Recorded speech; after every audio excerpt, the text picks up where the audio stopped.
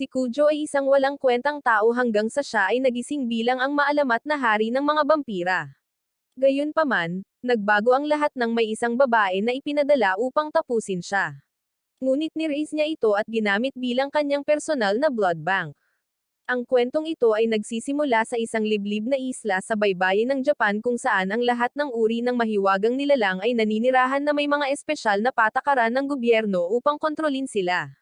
Kabilang sa kanila si Kujo, na isang ganap na normal na estudyante hanggang 3 buwan na ang nakalilipas nang siya ay mahuli sa isang pag-atake ng isang makapangyarihang vampira na nagngangalang Aurora. Isa siya sa 4 na pinakamakapangyarihang vampira sa planeta na tinatawag na progenitors. Ngunit matapos siyang pigilan ni Kujo, inilipat niya ang kanyang mga kapangyarihan sa kanya sa mga kadahilanang hindi pa rin niya matandaan. Sa kasalukuyan, kumalat ang balita sa buong isla na ang pang-4 na progenitor ay bumalik na, at ang masasabi lang ng sinuman ay kung gaano siya kadelikado at kalupit. Samantala, ginugugol ni Kujo ang kanyang oras sa pagsusulat ng mga takdang aralin upang mapanatili ang anyo ng pagiging isang karaniwang lalaki tulad mo. Ngunit nang magsimula siyang umuwi, napansin niya ang isang babae na nagngangalang Yoko na sumusunod sa kanya. Pilit niyang sinusubukang mawala siya, ngunit patuloy siyang sinusundan nito hanggang sa mall. Matapos makahanap ng lugar na mapagtataguan, tiningnan niya ng mabuti at napagtanto na pumapasok ito sa kanyang paaralan. Nagpasya siyang harapin siya, ngunit nang tawagin siya ni Yoko na pang-4 na progenitor, umakto siyang walang pakialam at sinabing mali ang taong hinahanap niya bago umalis. Gayunpaman, habang palabas, narinig niya ang 2 desperadong talunan na sinusubukang ligawan si Yoko na at napagtanto na sila ay mga demonyo. Matapos niyang tanggihan ang kanilang mga pagsulong, naging agresibo sila, kaya nagpasya si Kujo na makialam. Gayunpaman, bago pa niya magawa, isa sa kanila ang naglantad sa sagradong kasuotan ni Yoko na, kaya binigyan niya ito ng matinding concussion bago gumamit ng mahika upang ihampas ang kanyang kaibigan sa isang poste.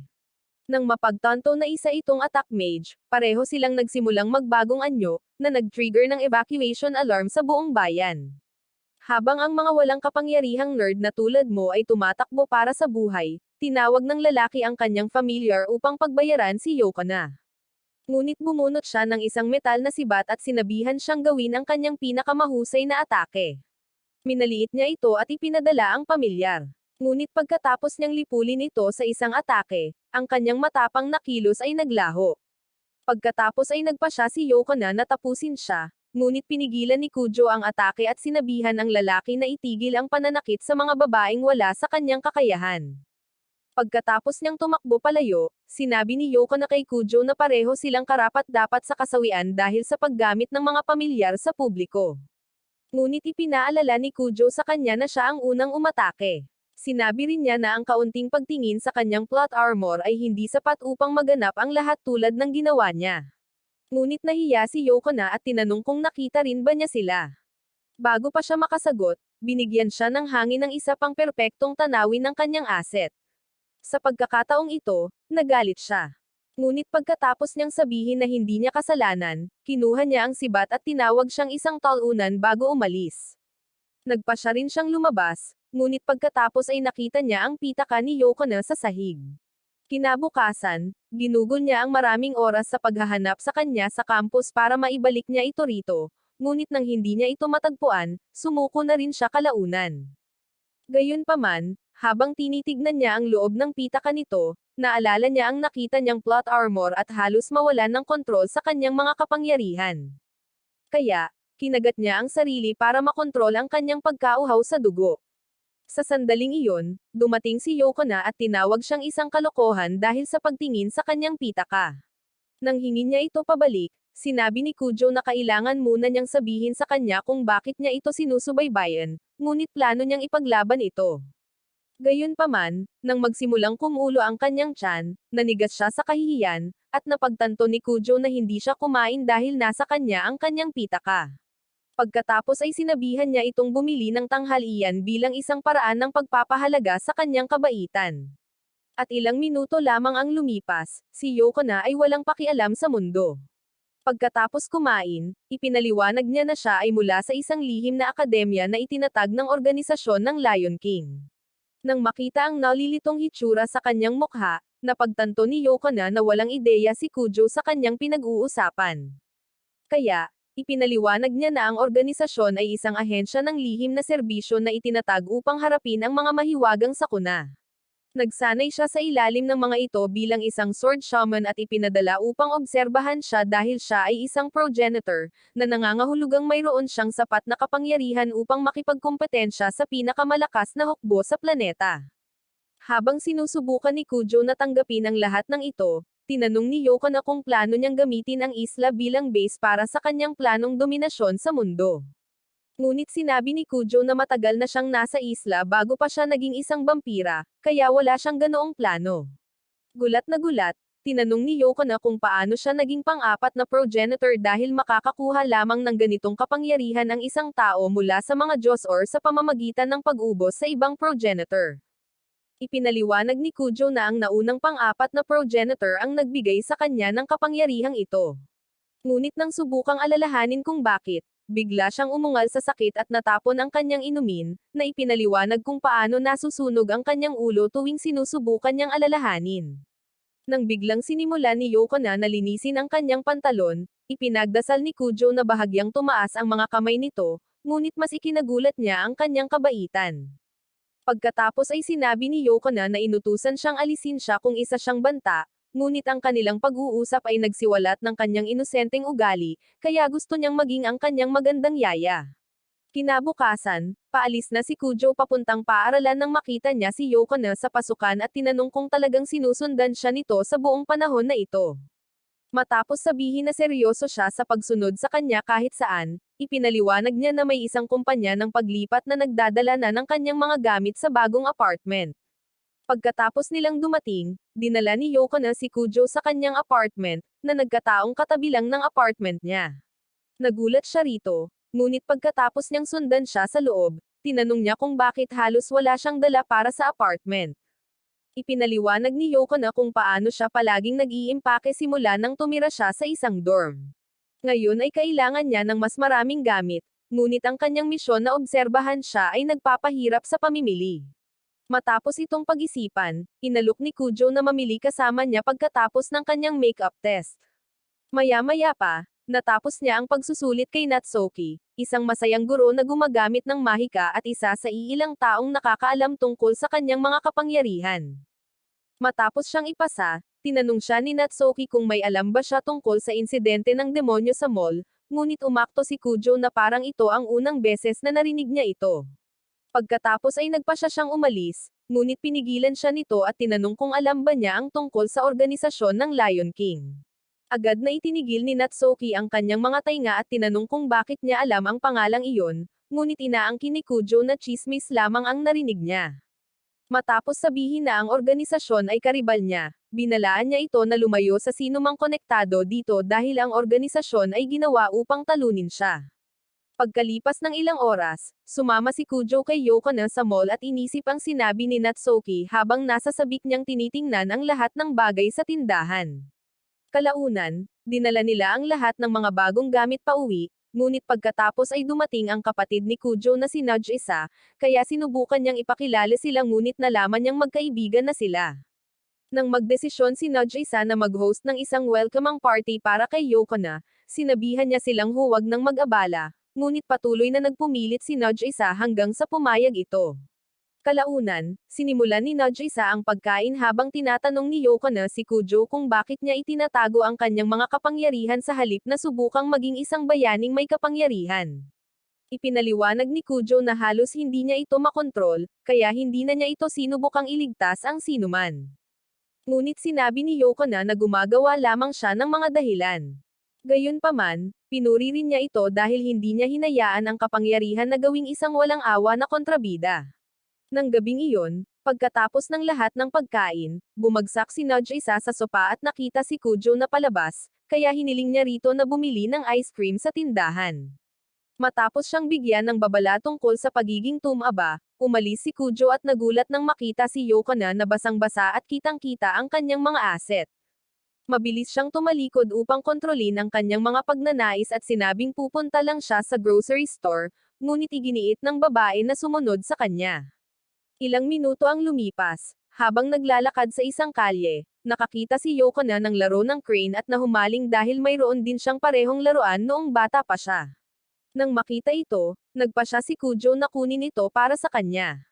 Ngunit nang matagumpay niyang makuha ang isa, tinanong ni Natsuki kung sino ang mga ito dahil nakilala niya ang uniforme. Sa sandaling iyon, isang pagsabog ang sumabog sa malayong bahagi ng lungsod. Kaya, ginamit ni Kujo ang pang-abala upang tumakbo para dito. Pagkatapos, nakita niya at ni Yoko na ang pamilyar na responsable sa pagsabog. Ngunit nang sinubukan niyang tumulong, ipinaalala sa kanya ni Yoko na ang kanyang mga kapangyarihan ay masyadong mapanganib para sa mga sitwasyong tulad nito. Matapos bunutin ang sibat, tumalon siya sa isang tren upang makalapit hanggat maaari sa galit na pamilyar. Gayunpaman, biglang inatake ito ng isa pang pamilyar at sinira ang tren. Kaya, tumalon si Yoko na. Pagkatapos, nakita niya ang isang kakaibang lalaki na umaatake sa master ng pamilyar na apoy. Kaya, hinaranggan niya ang pag-atake nito at sinabing labag sa batas na saktan ang isang demonyong pabago-bago na. Matapos makilala si Yoko na bilang isang shaman sword, ipinakilala ni Rudolph, ang combat deacon, ang kanyang sarili. Ngunit nalito si Yoko na at nagtanong kung bakit isang exorcist mula sa simbahan ng Lotharia ang nangangaso ng mga demonyo. Agad na umatake si Rudolph, kaya sinagot niya ang lahat ng kanyang makakaya hanggang sa masugatan nito ang kanyang binti. Pagkatapos ay tinawag niya ang isang babae na nagngangalang Astarte, na tumawag ng isang pamilyar na naninirahan sa loob ng kanyang katawan. Nabigla si Yoko na dito at nagpumiglas na harangan ang unang atake nito, ngunit nakita niya ang isa pang kamao na malapit nang tapusin siya. Mabuti na lang at hinaranggan ito ni Kujo gamit ang kanyang mga kamay at nagalit, na nagpapakita ng kaunting kapangyarihan niya. Nakilala ito ni Rudolph, kaya ipinadala niya muli si Astarte laban sa kanila, at sa pagkakataong ito, tinamaan si Kujo ng isang masamang bala.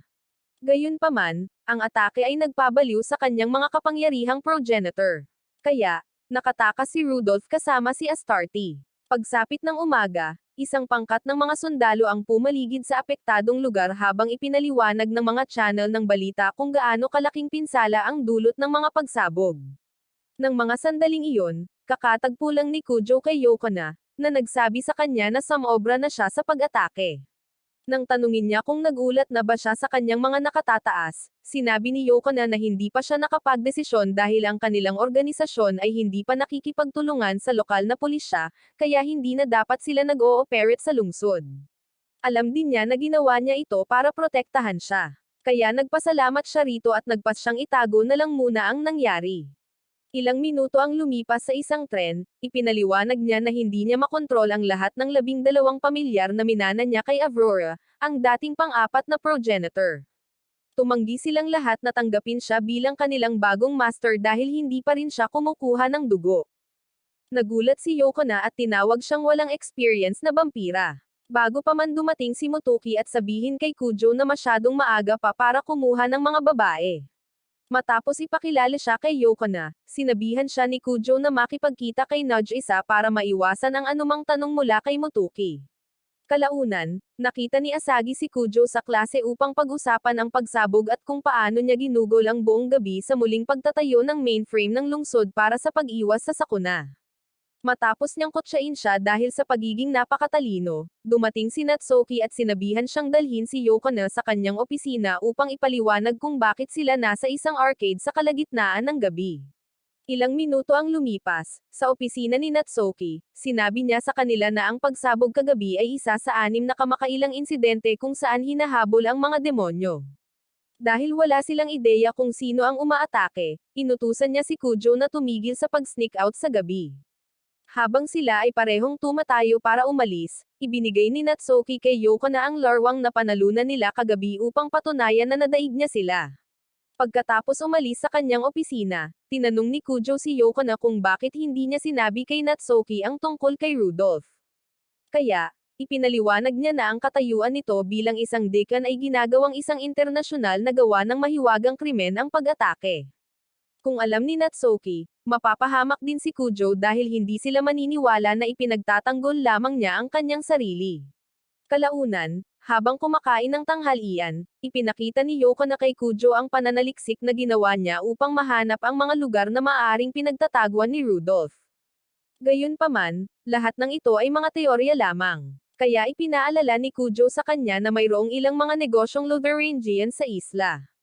Matapos siyang purihin ni Yoko na sa wakas ay ginamit niya ang kanyang utak, natagpuan niya si Asagi sa klase at humingi ng tulong sa paghahanap ng mga negosyo. Sa una ay tumanggi siya dahil naiinggit siya kay Yoko na. Ngunit matapos siyang magmakaawa, hinanap niya ang isang database ng lahat ng negosyo sa isla. Sa kasamaang palad, lahat ng negosyong Latherian ay nagsara kamakailan, ngunit tinanong ni Kujo kung mayroon pa sa kanilang mga pasilidad na aktibo.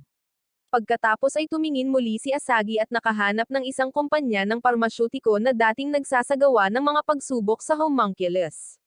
Matapos siyang pasalamatan, dinala ni Kujo si Yoko na sa pasilidad at sinabing dapat ito ang tama dahil ang babaeng kasama ni Rudolph ay talagang isang homunculus, na karaniwang isang gawa ng tao na mahiwagang nilalang.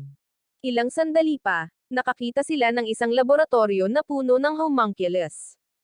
At nagalit si Kujo dahil nag-eeksperimento si Rudolph sa mga tao.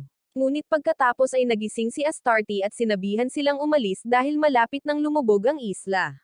Nalilito, tinanong nila kung bakit. Kaya ipinaliwanag niya na ang isla ay nasa isang sangandaan ng mga ugat ng dragon at sinusuportahan lamang ng isang makapangyarihang batong panulok, na siyang layunin ni Rudolph. Nang magpakita siya at sumang-ayon kay Astarte, tinanong ni Kujo kung bakit niya pinilit na ipasok ang isang pamilyar sa katawan ni Astarte. Inamin ni Rudolph na ginagamit lamang niya ito bilang isang kasangkapan at hindi na ito mabubuhay ng higit sa 2 linggo dahil kinakain ng pamilyar ang kanyang puwersa ng buhay. Nang magalit si Yoko na, sinabi ni Rudolph na isa rin siyang kasangkapan na ginagamit ng organisasyon ng Lion King. Sa sumunod na sandali, pinakawalan ni Kujo ang kanyang kapangyarihan, kaya ipinadala ni Rudolph si Astarte upang umatake at matapos ipakita ang kanyang buong anyo, pinatumba niya si Kujo. Sinubukan ni Yoko na gamitin ang mahiwagang vibration ng kanyang sibat upang tusukin si Astarte, ngunit sinalungat niya ito gamit ang katulad na kakayahan. Matapos din niyang itulak pababa si Yoko na, nagpa siya si Rudolph na wakasan ang kanyang kaawa-awang buhay, ngunit tumalon si Kujo at nahiwa ang ulo. Habang hawak siya ni Yoko na tulad ng ginawa ni Mikasa kay Eren, umalis si Rudolph kasama si Astarte para sa huling yugto ng kanyang plano. Nang gabing iyon, sa Departamento ng Seguridad ng Korporasyon ng Pamamahala ng Isla, sinubukan ni Asagi na kumpletuhin ang isang regular na pagsusuri nang makatanggap siya ng alerto tungkol sa mga nanghihimasok na papasok sa pasilidad. Ang laki ng pag-atake ay nagpapaisip sa kanya na ito ay isang grupo ng tulisan, ngunit pagkatapos ay nakita ng kanyang programa ang footage ni na Rudolph at Astarte na pumapasok. Ilang sandali pa, iminulat ni Kujo ang kanyang mga mata at nakita si Yoko na umiiyak dahil sa kanya, kaya bumangon siya. Matapos ipaliwanag kung paano nagsimulang gumaling ang kanyang katawan, nagalit siya sa kanya dahil hindi niya sinabi sa kanya ang tungkol sa kanyang nakakabaliw na healing factor. Gayunpaman, sinabi ni Kujo na hindi niya alam ang tungkol dito, na ikinagulat ni Yoko na. Mas lalo siyang nagalit at sinabing hindi niya dapat isakripisyo ang kanyang sarili para sa kanya dahil literal siyang ipinadala upang tapusin siya. Sa susunod na sandali, itinulak siya ni Kujo pababa at nagsimulang kumilos na parang hindi niya makontrol ang kanyang sarili, na naging dahilan upang tawagin siya ni Yoko na isang kawawang nilalang. Pagkatapos ay lumayo siya at sinabing hindi niya dapat isugal ang kanyang buhay para sa isang walang hiyang talunan na tulad niya. Nang biglang niyanig ng lindol ang buong isla, tinanong ni Yoko na si Kujo kung bakit mukhang nagulat ito, kaya ipinaalala niya rito na ito ay isang islang gawa ng tao, kaya hindi dapat posible ang isang lindol. Mabilis siyang naghanap ng bagong update at nalaman ang tungkol sa pag-atake bago sinabi kay Yoko na kailangan nilang tulungan si Asagi. Nang mga sandaling iyon, nakatakas na siya sa kanyang laboratorio. Ngunit walang paraan palabas ng gusali dahil sinira ni Rudolph ang lahat ng labasan at nag-iwan ng isang tumpok ng mga sugatang sundalo. Nang tumawag si Kujo, natuwa si Asagi nang marinig ang kanyang boses habang agad niyang tinanong kung saan patungo ang mga umaatake. Gamit muli ang kanyang software, nahanap niya ang kanilang lokasyon, ngunit nalito dahil patungo sila sa pinakamababang antas, na dapat ay isang napakalaking bakal na kagamitan na nagpapanatili sa isla na nakalutang. Dahil sa kuryosidad, mabilis siyang naghanap at nakakita ng isang sikretong file tungkol sa pinakamababang antas. Kaya, hinak niya ito at sinabi kay Kujo ang kanyang natagpuan. Habang naghahanda si Yukona na umalis, huminto si Kujo at tinanong kung may mali ba talagang ginagawa si Rudolph. Kaya, ipinaalala sa kanya ni Yukona na hindi alintana ni Rudolph na saktan ang mga inosente para makuha ang gusto niya. Gayunpaman, tumanggi si Kujo na maging hukom hanggang sa ipaalala sa kanya ni Yukona ang kanyang tungkulin na protektahan ang lahat gamit ang kanyang mga kapangyarihan.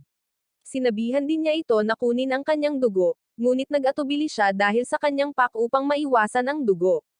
Gayunpaman, matapos igiit ni Yukona na ito lamang ang paraan upang pigilan si Rudolph at iligtas ang lahat, hinayla niya ito palapit at uminom ng kanyang unang inumin. Ilang sandali pa, pumasok si Rudolph sa sikretong silid at labis na nabighani nang makita niya ang relikya na ginagamit upang mapanatiling nakalutang ang isla.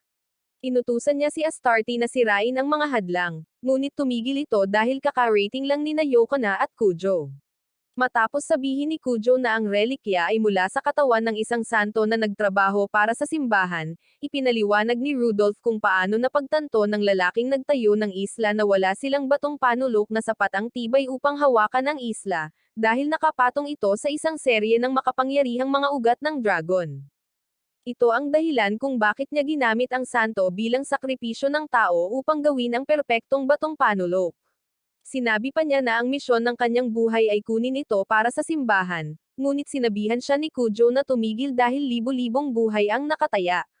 Nagalit si Rudolph at sinabing walang halaga ang kanilang buhay kumpara sa pagdurusa ng kanyang mga tao. Kaya nagpa siya si Kujo na huwag nang magsalita pa. Matapos niyang maglakas loob para sa laban, humakbang si Yukona sa harap niya upang harapin si Astarte. Habang nagsisimulang maglaban ang mga babae, inatake ni Kujo si Rudolph, ngunit umiwas siya at napagtanto kung gaano kalakas si Kujo.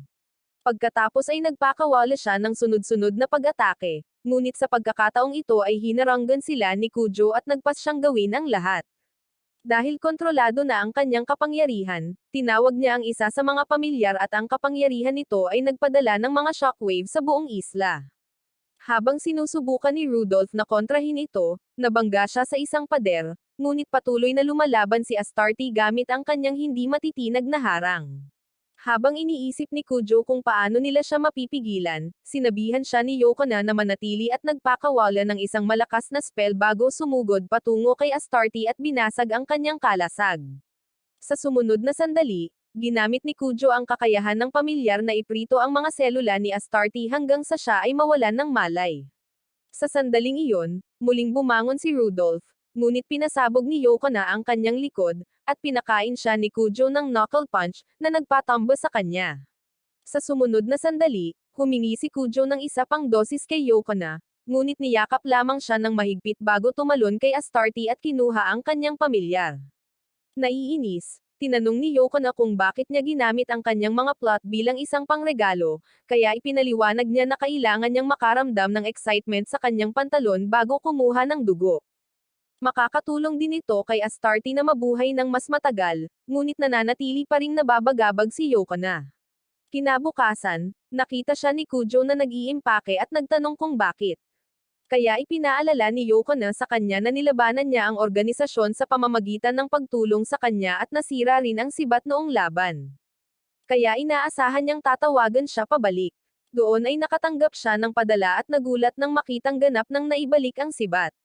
Kaya sinabi ni Kujo na gusto nilang patuloy niya itong sundan. Kalaunan sa cafeteria, humingi ng tawad si Kujo kay Yukona dahil sa pagkuha ng dugo sa kanya. At pagkatapos niyang sabihing wala lang iyon, narinig sila ni Asagi at inakusahan si Kujo ng pagpapahirap sa bagong babae. Pagkatapos ay tinawag niya si Yukona na isang stalker. At habang nagtatalo sila, pinanood ni Motoki at hinanggad ang swerte ni Kujo. Pagkalipas ng ilang gabi sa daungan, isang demonyo ang nakatakas sa isang ambush at nagtaka kung paano nabunyag ang kanyang grupo.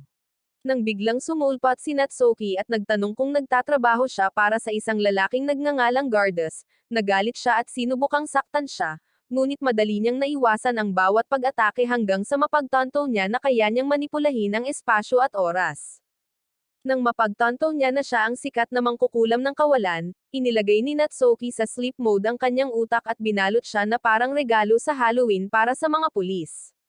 Kinabukasan, nagulat si Kujo sa hindi pangkaraniwang siksik na hapagkainan, kaya tinawagan niya si Nudge isa at tinanong kung nakabalik na ang kanilang ina. Gayunpaman, nang buksan niya ang pinto ng kanyang silid, nakita niya si Yokona na nakasuot ng perpektong pink na plot armor bago siya nito binigyan ng concussion. Maya-maya, sumakay siya sa tren kasama silang dalawa at ipinaalala nila sa kanya na pumunta si Yokona para maghanda para sa sports tournament. Tila, lahat ng mga lalaki sa klase ay lumuhod at nagmakaawa sa kanya na mag-cheer para sa kanila, kaya pumayag siya. Pagdating sa paaralan, tumungo si Kujo sa kanyang klase, ngunit dumating si Asagi at pinadala sa kanya ang kanyang mga raketa para sa paligsahan. Pagkatapos ay tinanong niya ang esport na nilalaro niya, ngunit sinabi ni Kujo na tuluyan na niyang nakalimutan ang tungkol sa paligsahan. Matapos sabihin ni Asagi na seryosohin ito, pumasok sila sa klase kung saan naghihintay sina Motoki at Rin para sabihin kay Asagi na ipinarace siya kay Kujo. Habang si Asagi ay umakto na parang ayaw niyang makasama si Kujo, dalawang ahente ang pumasok sa opisina ng isang mananaliksik na nagngangalang Makimura. Ipinaliwanag nila kung paano ilegal ang ilan sa kanyang mga gamit, ngunit sinubukan niyang makipagtalo hanggang sa tanungin ni Natsuki kung kilala niya si Gardas. Natigilan siya, na nag-udyok sa isa sa mga ahente na arestuhin siya. Sa sumunod na sandali, pinatumba siya ni Makimura at nag-transform, kaya sinabihan ni Natsuki ang pangalawang ahente na huminto bago casual na pinaluhod si Makimura. Pagkatapos ay sinabihan niya si Astarte na pigilan siya, ngunit tinawag siyang talunan ni Makimura dahil sa pag-iisip na mapipigilan siya ng isang twink. Sa sandaling sinubukan niyang umatake, tinawag ni Astarte ang kanyang familiar at binasag ang gulugod nito sa dingding. Nang sandaling iyon, natagpuan ni Natsuki ang ilegal na artikulo na ginagamit niya, ngunit mas naintriga siya sa isang karakter sa screen na may tag na Nalakovera. Pagbalik sa paaralan, napahiya si Asagi sa magarbong uniforme na kailangan niyang isuot, ngunit ipinaalala sa kanya ni Rin na nakikipagkompetensya siya kay Yokona para sa puso ni Kujo. Ilang minuto ang lumipas, pumasok si Kujo sa court para sa pagsasanay. Ngunit matapos makitang hindi pa handa si Asagi, nagpasya siyang kumuha ng merienda. Gayunpaman, nang subukang umupo siya, sumabog ang bangko habang inaatake siya. Kaya, nagtago siya sa mga palumpong at sinubukang makita ang kanyang kalaban. Sa sumunod na sandali, nagpakita ang dalawang halimaw at agad siyang inatake. Ngunit mabuti na lang at nagpakita si Yokona upang iligtas ang kanyang kawawang likuran. Matapos ipaliwanag kung paano niya ginagamit ang Shikigami upang bantayan siya, sinabi niya na ang mga halimaw ay Shikigami rin, ngunit ang mga ito ay hindi pangkaraniwang agresibo at malakas. Nang sandaling iyon, nakatanggap si Kujo ng isang card mula sa isang taong nagngangalang Vatlir, at nagulat si Yokona nang makita ito. Ngunit pagkatapos, dumating si Asagi at naisip na may nangyayari sa pagitan nila, kaya't nahihiya siyang humingi ng tawad at umalis. Maya-maya, sinundan ni Kujo si Yokona sa tindahan kung saan ipinaliwanag niya na si Vatlir ay nagtatrabaho para sa unang progenitor, na nangangahulugang malamang ay pumunta siya para makita si Kujo. Ang card ay talagang isang imbitasyon sa isang eksklusibong salusalo, at dahil pinapayagan siyang magdala ng kapareha, nagpasya siyang isama si Yokona. Nang gabing iyon, nahanap nila ang yate para sa salusalo at pagkatapos pumasok sa loob, pinaalalahanan ni Yokona si Kujo na maging matapang kapag nakikipag-usap kay Vatlir dahil siya ang bagong pang-apat na progenitor. Matapos siyang pumayag, umakyat sila sa itaas upang hanapin si Vatlir. Ngunit biglang inatake ng isang pamilyar si Yokona, kaya sinira ito ni Kujo.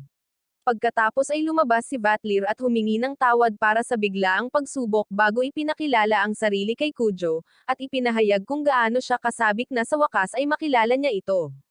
Habang tinatanong ni Kujo kung bakit siya masyadong nagpakalabas, inatake siya ng isang babaeng nagngangalang Sayaka, na niyakap si Yokona at tinanong kung may ginawa ba si Kujo sa kanya. Sinubukan ulit ni Kujo na magsalita, pero sinabihan siya ni Sayaka na itigil ito at ipinaliwanag na isa siyang war dancer mula sa parehong organisasyon ni Yokona. Galit din siya sa lakas ng loob ni Kujo at binalaan itong layuan siya.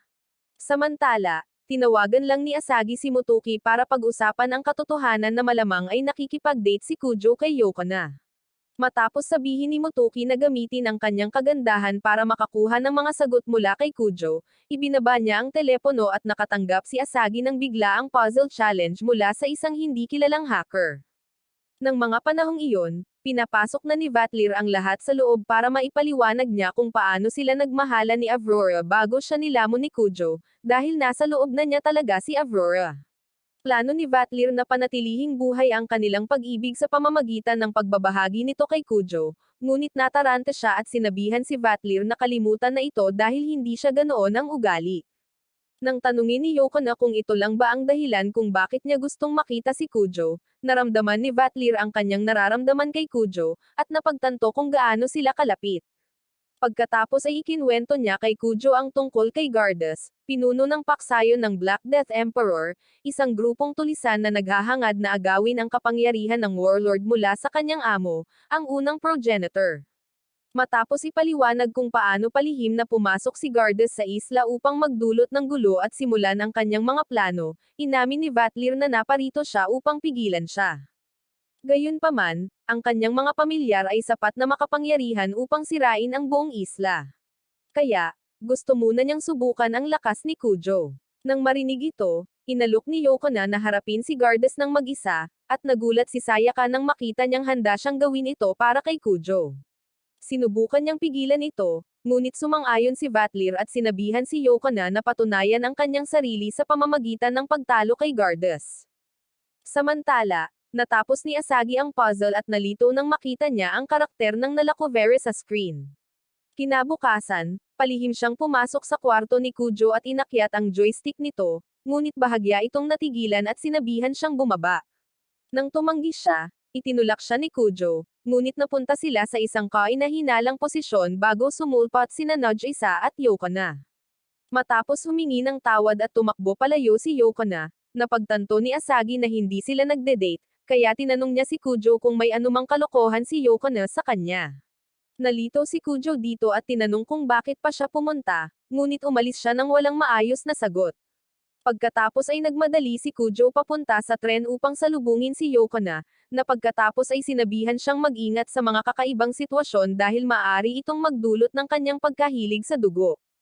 Ilang minuto ang lumipas, nakarating sila sa paaralan at pagkatapos sabihin ni Yoko na malamang na alam ni Natsuki ang tungkol kay Gardas, tumungo sila sa kanyang opisina upang pag-usapan ito. Nagulat si Kujo nang makita si Astarte na nagtatrabaho para sa kanya.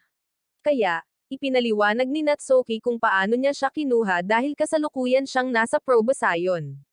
Pagkatapos ay sinabihan niya si Kujo na huwag mag-alala tungkol kay Gardas dahil ang kanyang paksayon ay naghahanap ng isang sinaunang sandata na nahihirapang mabasa ng mga mananaliksik sa loob ng maraming taon.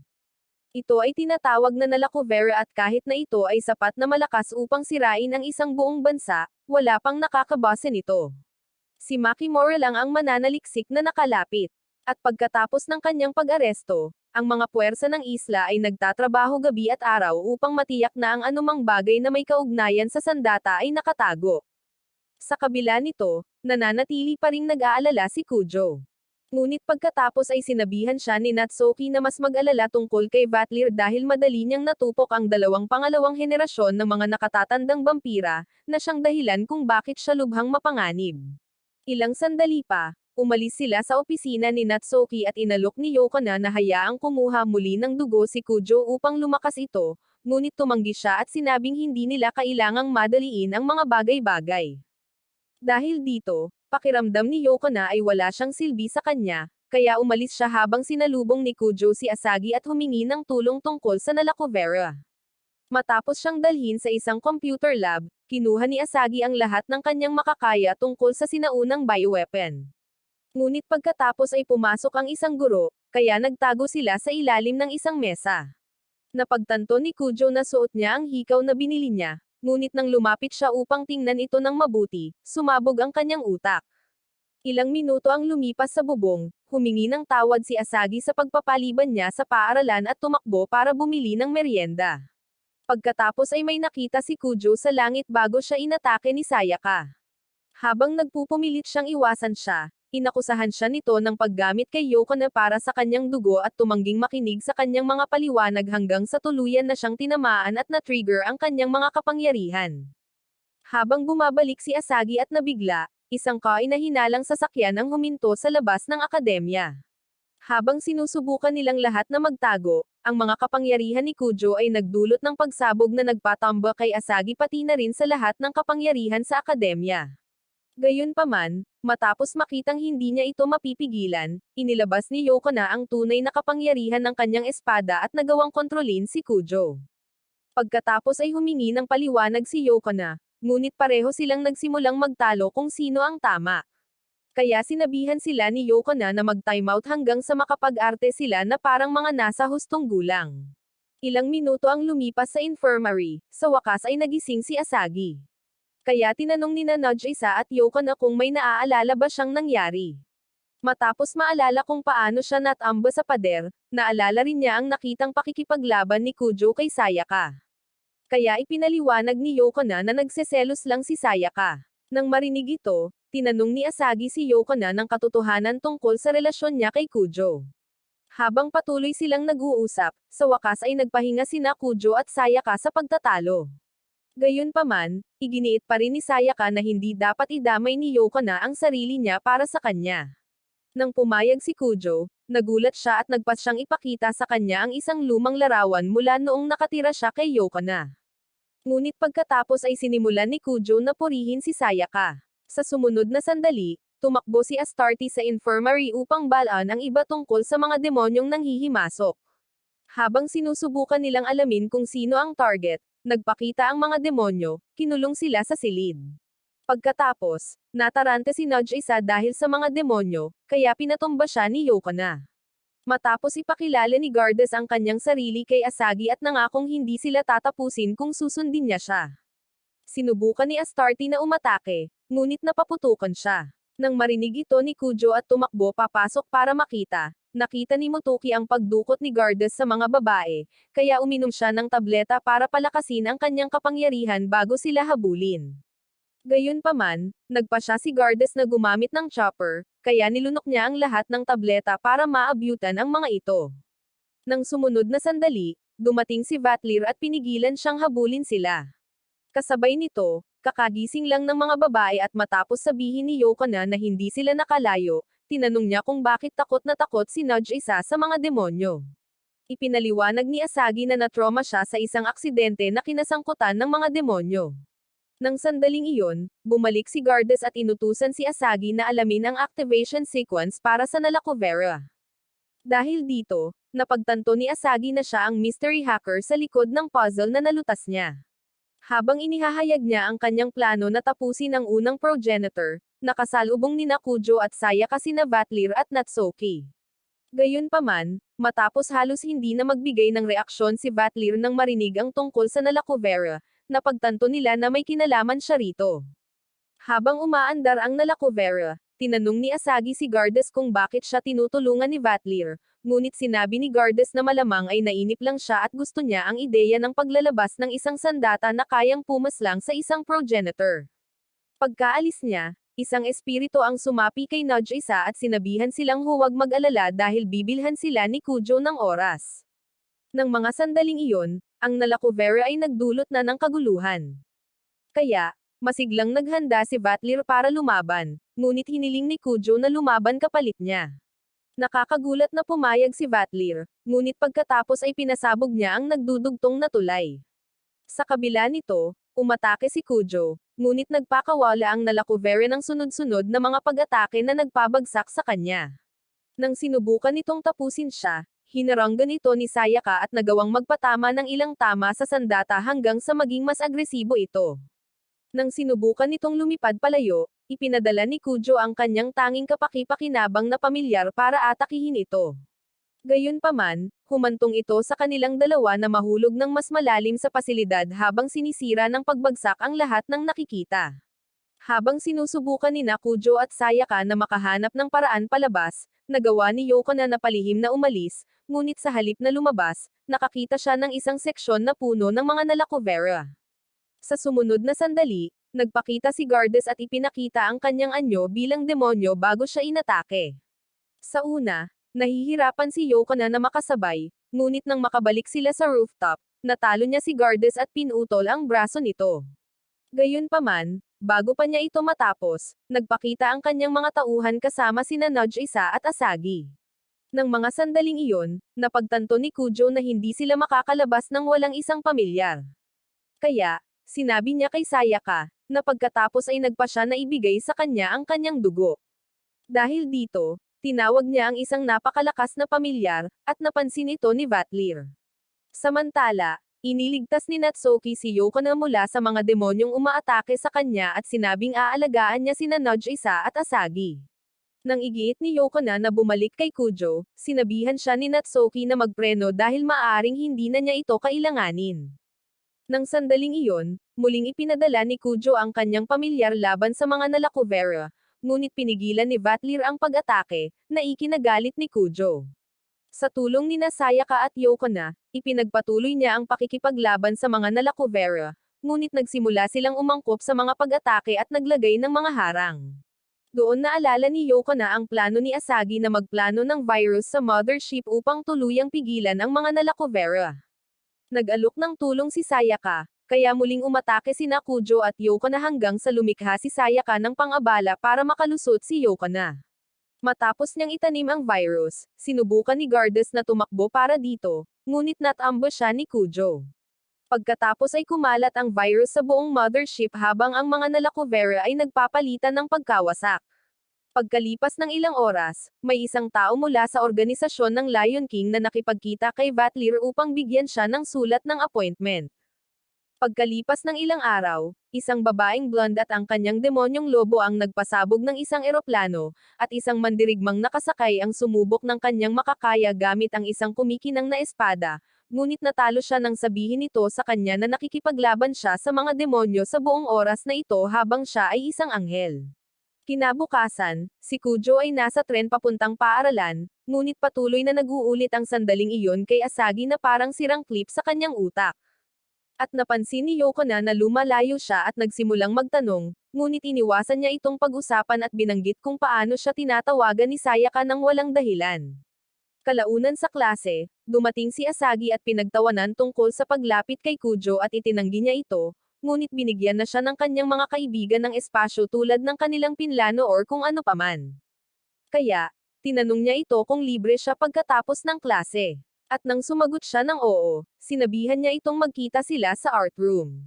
Pumunta siya roon pagkatapos ng eskwela at sinabihan siya nito na mag-alis ng suot, na medyo nagpataas ng kilay niya, pero napagtanto niya na gusto lang pala siya nitong mag-model kaya't inalis na lang niya ang kanyang jacket. Ngunit pagkatapos, habang nagpipinta siya, napagdesisyonan niyang masyadong nakakabagot ito at sinimulan niyang alisin ang sarili niyang mga damit. Pagkatapos nito, binihisan niya ito ng suit at kumuha ng litrato bilang referensya, ngunit ibinaliktad ito ng lalaki at sinimulang kunan siya ng mga litrato, at pareho silang nagtawanan at nag-selfie na parang nakalimutan nila ang takdang aralin, ngunit pagkatapos ay tinanong niya kung ano ang itinatago nito at sinabing sasagutin din nito ang mga tanong nito kung magbubukas ito. Ngunit bago pa man magkaroon ng anumang seryosong pangyayari, tinapos niya ito at sinabing magpapatuloy sila sa Sabado. Bandang paglubog ng araw, aalis na si Kujo nang dumating si Yokona at sinabing napanood niya ang lahat na parang isang palabas. At ang kanilang pag-uusap ay bumalik sa tanong ni Asagi. Nagsimula siyang mag-isip kung dapat na ba niyang ibahagi ang kanyang sikreto, ngunit sinabi ni Yokona na ito ang kanyang desisyon, kaya tumayo siya roon na parang pumipili ng isang opsyon. Pagkatapos ay nakita niya ang isang lalaki na nagbibigay kay Nage-isa ng isang sulat at agad na naisip na umaamin siya dito. Nang gabing iyon, tumawag si Sayaka at sinabing naglalakbay siya, ngunit parang gusto lang niyang magpaalam. Pagkatapos ng tawag, nakakita si Kujo ng apoy sa malayo at mula rito, isang anghel na nakamaskara ang nagpakita, na nag-iwan ng isa pang sawi na tao. Kinabukasan ay dumating at tiningnan ni Kujo at Yokona si Nage-isa, ngunit sa malapit, ang kanyang kaibigang si Kanasi ay humingi ng tulong sa mga pas-anggala. Nang tanungin tungkol sa kanyang puting buhok, sinabi niyang natural ito at malamang ay mula sa mga dayuhang lahi. Pagkatapos ay dinala niya sila sa isang inabandonang simbahan na puno ng mga pusa, na nagpasaya kay Nojisa at nakapagpahinga pa kay Kujo ng kaunti. Kalaunan, nakita ni Natsuki si Motoki at tiningnan nila ang isang babae sa isang lab na ngayon ay panglima na nilang nahuli. At pagkatapos ay dumating si Vatlir na nagsasabing ang kanyang espiritu ay kinain ng kanyang umaatake at idinagdag din na isang airship mula sa Order of the Sacred Ring ang nawawala, na nakaturo sa maharlikang pamilya ng Aldeger. Bago umalis, binalaan niya si Natsuki na huwag isali si Kujo dahil ang susunod na mangyayari ay mas mataas sa kanya. Nang araw na iyon, tinulungan ni Kujo si Kanasi sa mga pusa. At pagkatapos noon, dumating si Natsuki at bigla na lang niya itong niyaya na magkita sa gabi, nakakaiba para sa kanya, ngunit pumayag pa rin siya. Kalaunan, nakatagpo niya ito sa isang mataas na lugar kung saan nakadamit ito na parang isang ganap na salamangkero at si Astarte ay naroon lamang kumakain. Dumating din si Yoko na dahil kailangan niya itong bantayan na parang hindi siya mapagkakatiwalaan. Binanggit ni Natsuki ang email na ipinadala niya, na nagpapaliwanag na ang mga anghel na may maskara ang nasa likod ng mga nakaraang sunog at gusto niya silang mahuli bago lumala ang sitwasyon. Hindi nagtagal, nakita ni Kujo ang dalawa sa kanila na nag-aaway sa malayo. Kaya, naghagis si Natsuki ng mga paputok sa kalangitan upang ilihis ang atensyon ng lahat sa isla at pagkatapos ay ini-teleport sila palapit. Sinugod ni Yoko na ang isa sa mga anghel ngunit mabilis siyang nahulog at gumawa si Kujo ng isang summonang, ngunit sa kasamaang palad ay wala rin itong gaanong naitulong. Nang malapit na siyang tapusin ng anghel, tumalon ang isa pa, ibinaba ito, at tinapos ito. Natanggal ang maskara at lumalabas na si Kanasi pala ito, pero hindi siya umaarte ng normal. At bago umalis, kinain niya ang bahagi ng anghel na parang gutom na siya sa tanghalian, na nag-iwan kay Kujo na nalilito. Kinabukasan, pumunta sina Kujo at Yoko na sa Meg-Acecraft, isang kumpanyang konektado sa automata dahil may impormasyon si Yoko na nag-uugnay kay Kanasi sa kanyang ama. Sinubukan nilang makipagkita dito, ngunit sa halip, nakilala nila si Beatrice, isang rehistradong demonyo, na nagsabi sa kanila na wala ang kanyang ama at nasa ibang lugar kasama si Kanasi. Kaya inayos niya ang pagsakay para sa kanila na parang sinusubukan niyang tumulong, ngunit nakakaramdam na ito ng kahinahinala. Kalaunan, dinala sila ng isang piloto sa bagong lugar, at hindi na komportable si Yoko na dahil sa taas at kondisyon ng eroplano. Habang nasa biyahe, pinag-usapan nila si Kanasi at sumang-ayon na kailangan nila siyang iligtas, ngunit nang lumapag na sila, agad na umalis ang piloto, at huli na nang mapagtanto ni Yoko na isa lamang itong plano para ilayo si Kujo sa Idigami. Nagalit siya sa sarili dahil nahulog siya rito, habang pinagtatawanan naman siya ni Kujo na takot siya sa matataas na lugar. Pagkatapos ay naglakad sila sa kagubatan, minamarkahan ang kanilang dadaanan hanggang sa makakita sila ng ilang lumang gusali, at nagpas siyang magpahinga. At napansin ni Yoko na ang mga bala sa lupa, na nangangahulugang may nangyaring bumagsak doon kamakailan lamang. Kasabay nito, sa isang inabandonang simbahan, nakita ni Sayaka si Motoki at inalok niya ito ng ilang impormasyon kapalit ng nalalaman niya tungkol kay Kujo. Kaya, nakinig siya habang isiniwalat niya na magkasama sina Kujo at Yoko na at ginamit pa ang kanyang mahika upang sundan sina Asagi at Nojisa na patungo sa kanila. Dumating si Nojisa at hindi siya natuwa na makita si Sayaka habang papasok si Asagi dahil naalala niya na si Sayaka ang huling taong nakita niya bago ito nawalan ng malay sa paaralan. Pagbalik sa isla, nagluto si Yoko na para kay Kujo at habang kumakain, ikinwento niya ang pag-aalala niya sa kanyang kapatid at ang pagkawala rin niya sa kanyang pagpupulong kay Asagi. Kaya, pinakalma ni Yoko na ang sitwasyon at ipinaalala sa kanya na aayusin nila ito. Nang gabing iyon, natagpuan ni Asagi ang kanyang lokasyon gamit ang kanyang computer, habang si Kujo ay biglang tumingin sa isang babaeng may puting buhok na naliligo sa isang sapa at nagulat sa kanyang nakita. Nakita ni Kujo ang babae at inakala niyang si Kanasi ito at tinawag, ngunit masyado siyang nag-ambala ng mga makamundong pagnanais at nang bumalik siya sa kanyang sarili, wala na ito. Dumating si Yoko na at ipinaliwanag niya sa kanya na nakakita siya ng isang taong kamukha ni Kanasi ngunit mas matanda at mas may edad na. Ibinigay niya sa kanya ang kanyang jacket upang panatilihing mainit siya at patuloy silang tumingin sa kakahuyan. Maya-maya ay may dumating na ship at inakala niyang isa itong pagsadyop ngunit itinuro ni Yoko na ang logo ng sasakyang pangkalawakan ng Mega. Bumaba ang mga armadong lalaki at tumungo sa kanila at sinimulan silang tapusin isa-isa ni Yoko na. Tumalon si Kujo at tinapos ang huling lalaki, ngunit mas maraming kaaway ang nakapalibot sa kanila. Bago pa niya matawag ang isang pamilyar, isang mahiwagang putok ang nagpalipol sa kanilang lahat sa isang bangin malapit. Nakilala nila ang babaeng nakita niya noon. Sinabi niya na ang pangalan niya ay Fulia, prinsesa ng Oldegear, at ipinaliwanag niya na ang mga umaatake ay hindi mga tao, sila ay mga automata. Dumating pa ang marami sa kanila. Kaya tinawag ni Kujo ang kanyang pamilyar at winasak sila. At pinuri siya ni Fulia, tinawag siyang pang-apat na progenitor. Sa ibang lugar, ang ama ni Konasi na si Kensai ay naglakbay kasama si Beatrice, inayos si Konasi para sa labanan, habang ipinaliwanag ni Beatrice na plano niyang gamitin si Konasi kay Kujo upang ipakita ang kanyang kapangyarihan. Pagbalik sa isla, sinabi ni Fulia na inatake siya ng Maguscraft dahil sa kanyang dugong maharlika at gusto siyang gamitin. Tinanong ni Kujo kung bakit siya kamukha ni Konasi, at sinabi ni Fulia na si Kensai ang kanyang lolo. Ilang taon na ang nakalilipas, niloko niya ang ibang babae, kaya teknikal na tiyahin ni Fulia si Konasi, ngunit walang karapatan si Fulia na mag-angkin sa trono. Pagkatapos ay binanggit ni Kujo ang napakalaking anyo ni Konasi, at ipinaliwanag ni Fulia na ito ay mula sa isang eksperimento na tinatawag na Angel Foe, na ginagawang artificial na anghel ang mga tao sa pamamagitan ng sapilitang espiritual na ebolusyon. Kalaunan ng madaling araw, dumating ang isa pang barko, at naghanda si Kujo para lumaban, ngunit pinigilan siya ni Yoko na nang magpakita ang isang puting bandila. Lumabas si Kensai kasama si Beatrice at isa pang kakampi, binati si Fulia at sinabing 7 taon na ang nakalipas. Sinabi niya na gusto niyang mapalapit ang isang nilalang sa kataas-taasang nilalang, ngunit tinawag siya ni Yoko na dahil ginawa niyang halimaw si Konasi. Kinumpirma ni Beatrice ang mga eksperimento at sinabihan si Fulia na sumuko, ipinakita si Konasi sa kanyang binagong anyo na ginawang armas. Pinaandar siya ni Kensai at bumangon siya, na naglalabas ng hindi matatag na kapangyarihan. Sinubukan ni Yoko na umatake, ngunit ang kanyang atake ay tumalbog sa harang ni Kensai. Hinaranggan ni Beatrice si Yoko na at pinilit siyang makipagdulo habang pinasabog ni Konasi si Kujo ng mahika. Gumanti siya gamit ang isang pamilyar, ngunit ang kapangyarihan nito ay labis at nabigo ang kanyang mga atake. Nagpaputok siyang muli at ang isang ito ay tumama sa kanyang ibabang tiyan, na nagpatambo sa kanya at nawalan ng kontrol si Konasi sa kanyang mga kapangyarihan at ito ay naging ligaw. Umatras si Beatrice at sumugod si Yoko na kay Kujo, nagulat sa kanyang kondisyon. Sa ibang lugar, pinaslang ni Sayaka ang Otoma sakay ng isang barko.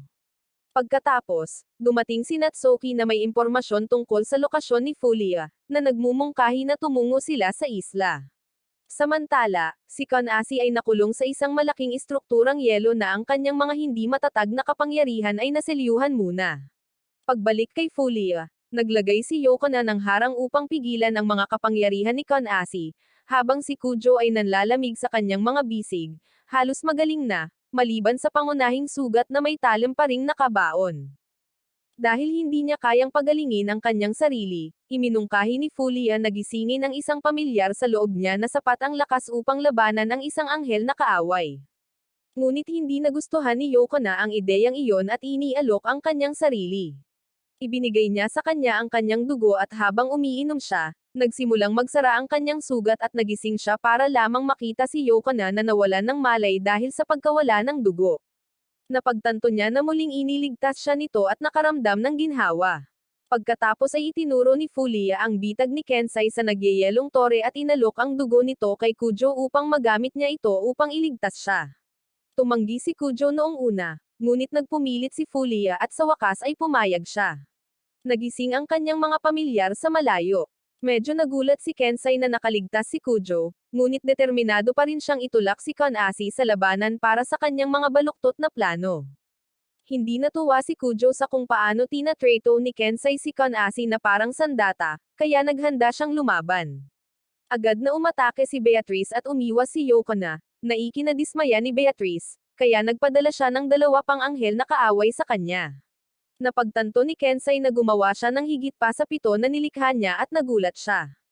Sinabihan ni Kujo sina Kensai at Beatrice na tumahimik at pagkatapos ay naghanda siya para sa labanan. Pinaputukan siya ng anghel na kaaway, ngunit hinaranggan ito ni Yokona at sumama sa kanya. Sa sandaling iyon, kumawala si Kanasi mula sa yelo, na naghati sa laban, kaya sina Yokona ay humarap kay Beatrice at Kujo ay humarap kay Kanasi. Nang ibabaw si Yokona, bagamat natalo niya si Beatrice sa kanilang unang laban. Isa pang kakampi ni Beatrice ang napaputukan ni Fulia gamit ang kanyang mahiwagang baril. Hiniling ni Yokona ang control device para sa kalaban na anghel, ngunit tumanggi si Beatrice at umatake. Kaya, gumanti si Fulia sa pamamagitan ng pagtawag ng isang espesyal na talim na nag-aalis ng familiar ni Beatrice, na hinayaan si Yokona na tapusin siya. Nang wala si Beatrice, nakuha ni Yokona ang device at ang natitirang kalaban na anghel ay napaluhod. Nagpatawag si Kujo ng dalawang familiar upang kontrolin ang kapangyarihan ni Kensai. Hinawakan nila siya ng ilang sandali, ngunit muling bumangon si Kanasi. Nang makita ito, pinaputok ni Yokona ang kanyang sibat upang basagin ang harang ni Kensai, at inubos ng mga familiar ni Kujo ang natitirang enerhiya niya, at tuluyan siyang natamba sa mga bisig ni Fulia. Dahil ligtas si Kanasi, lumapit si Kujo kay Kensai ngunit hindi siya pinabayaan, naiwan siyang natigilan. Dumating sina Natsuki at Sayaka habang bumalik sa normal si Kanasi. Kalaunan, nasa isang selda si Kensai kasama si Motoki, na nagsabi sa kanya na hindi dapat umiral ang apat na progenitor, ngunit pinutol niya ang kanyang usapan, sinasabing magagamit pa rin ang kanyang mga kasanayan. Bago umalis, hinalikan ni Fulia si Kujo, na nag-iwan kina Sayaka at Yokona na gulat na gulat. Ilang sandali pa, dumating si Asagi, at nagalit siya na pinatigil siya ni Kujo. Pagkalipas ng ilang araw, naghintay si Fulia sa paliparan, handa nang umalis sa isla. Nagpasalamat siya kay Sayaka sa pagtulong kay Kanasi, ngunit bago sumakay, nakakita siya ng isang poster para sa Halloween Festa. Nag-atubili siya, natukso na manatili, ngunit hinayla siya ni Sayaka patungo sa eroplano, ipinaalala sa kanya na 2 beses na siyang naantala.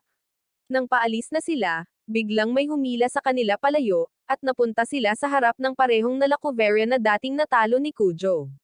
Nang umagang iyon, sina Kujo at Yokona ay sakay ng isang punong tren papuntang paaralan, na pinagtutulakan ng karamihan. Napansin ni Yokona ang isang lalaking nang-aasar sa isang babae, at sinubukan siyang pigilan ni Kujo, ngunit huminto ang tren, at sa gitna ng kaguluhan, nakatakas ang lalaki. Ang kanyang mga galaw ay nagmukhang kainahinala sa kanya, at napagkamalan siya ni Rose, ang homeroom teacher ni Nudge isa, bilang ang nang-aabuso, na isang klasikong maling timing.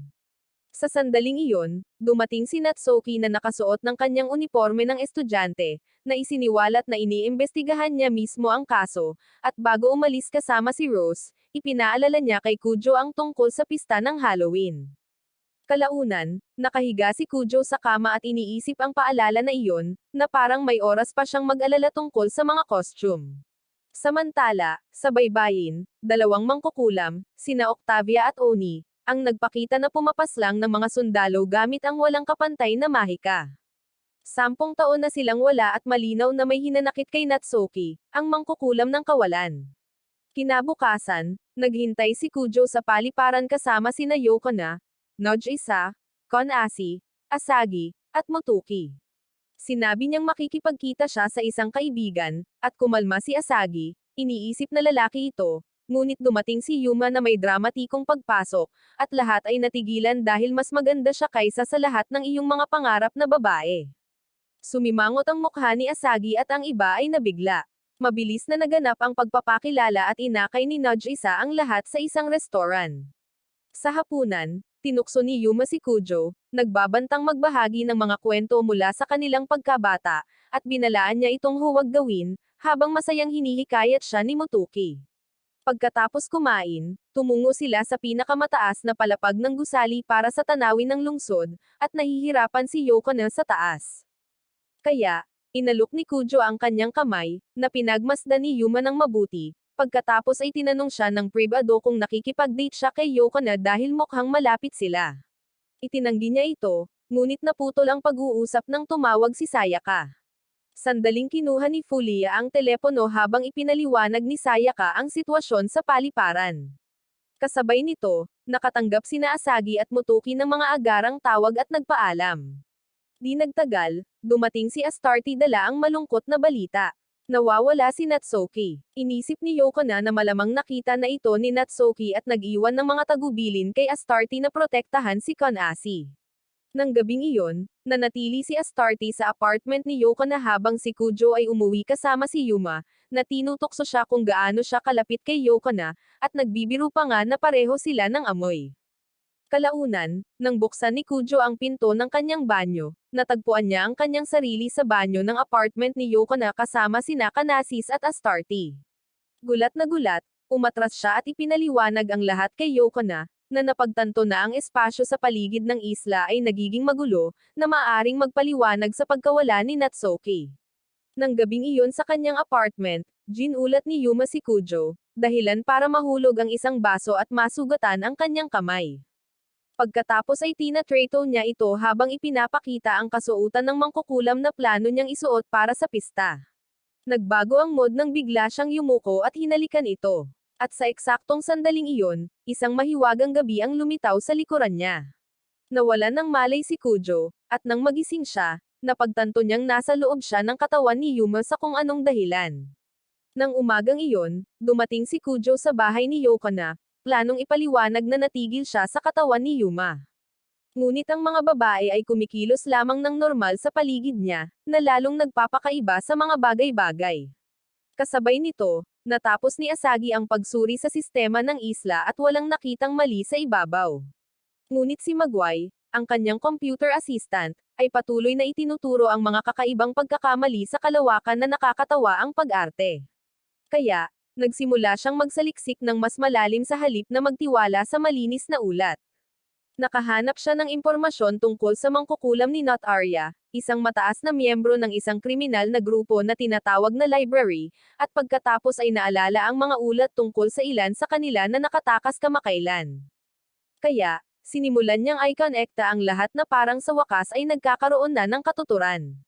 Pagbalik sa bahay ni Yoko na, nakumbinsi ni Kujo sina Yoko na, Astarte, at Kanasis na siya talaga ang nasa loob ng katawan ni Yuma sa pamamagitan ng pagsagot sa mga bagay na tanging siya lamang ang nakakaalam, na siyang tanging patunay na mayroon siya dahil ang kanyang sitwasyon ay parang peke na.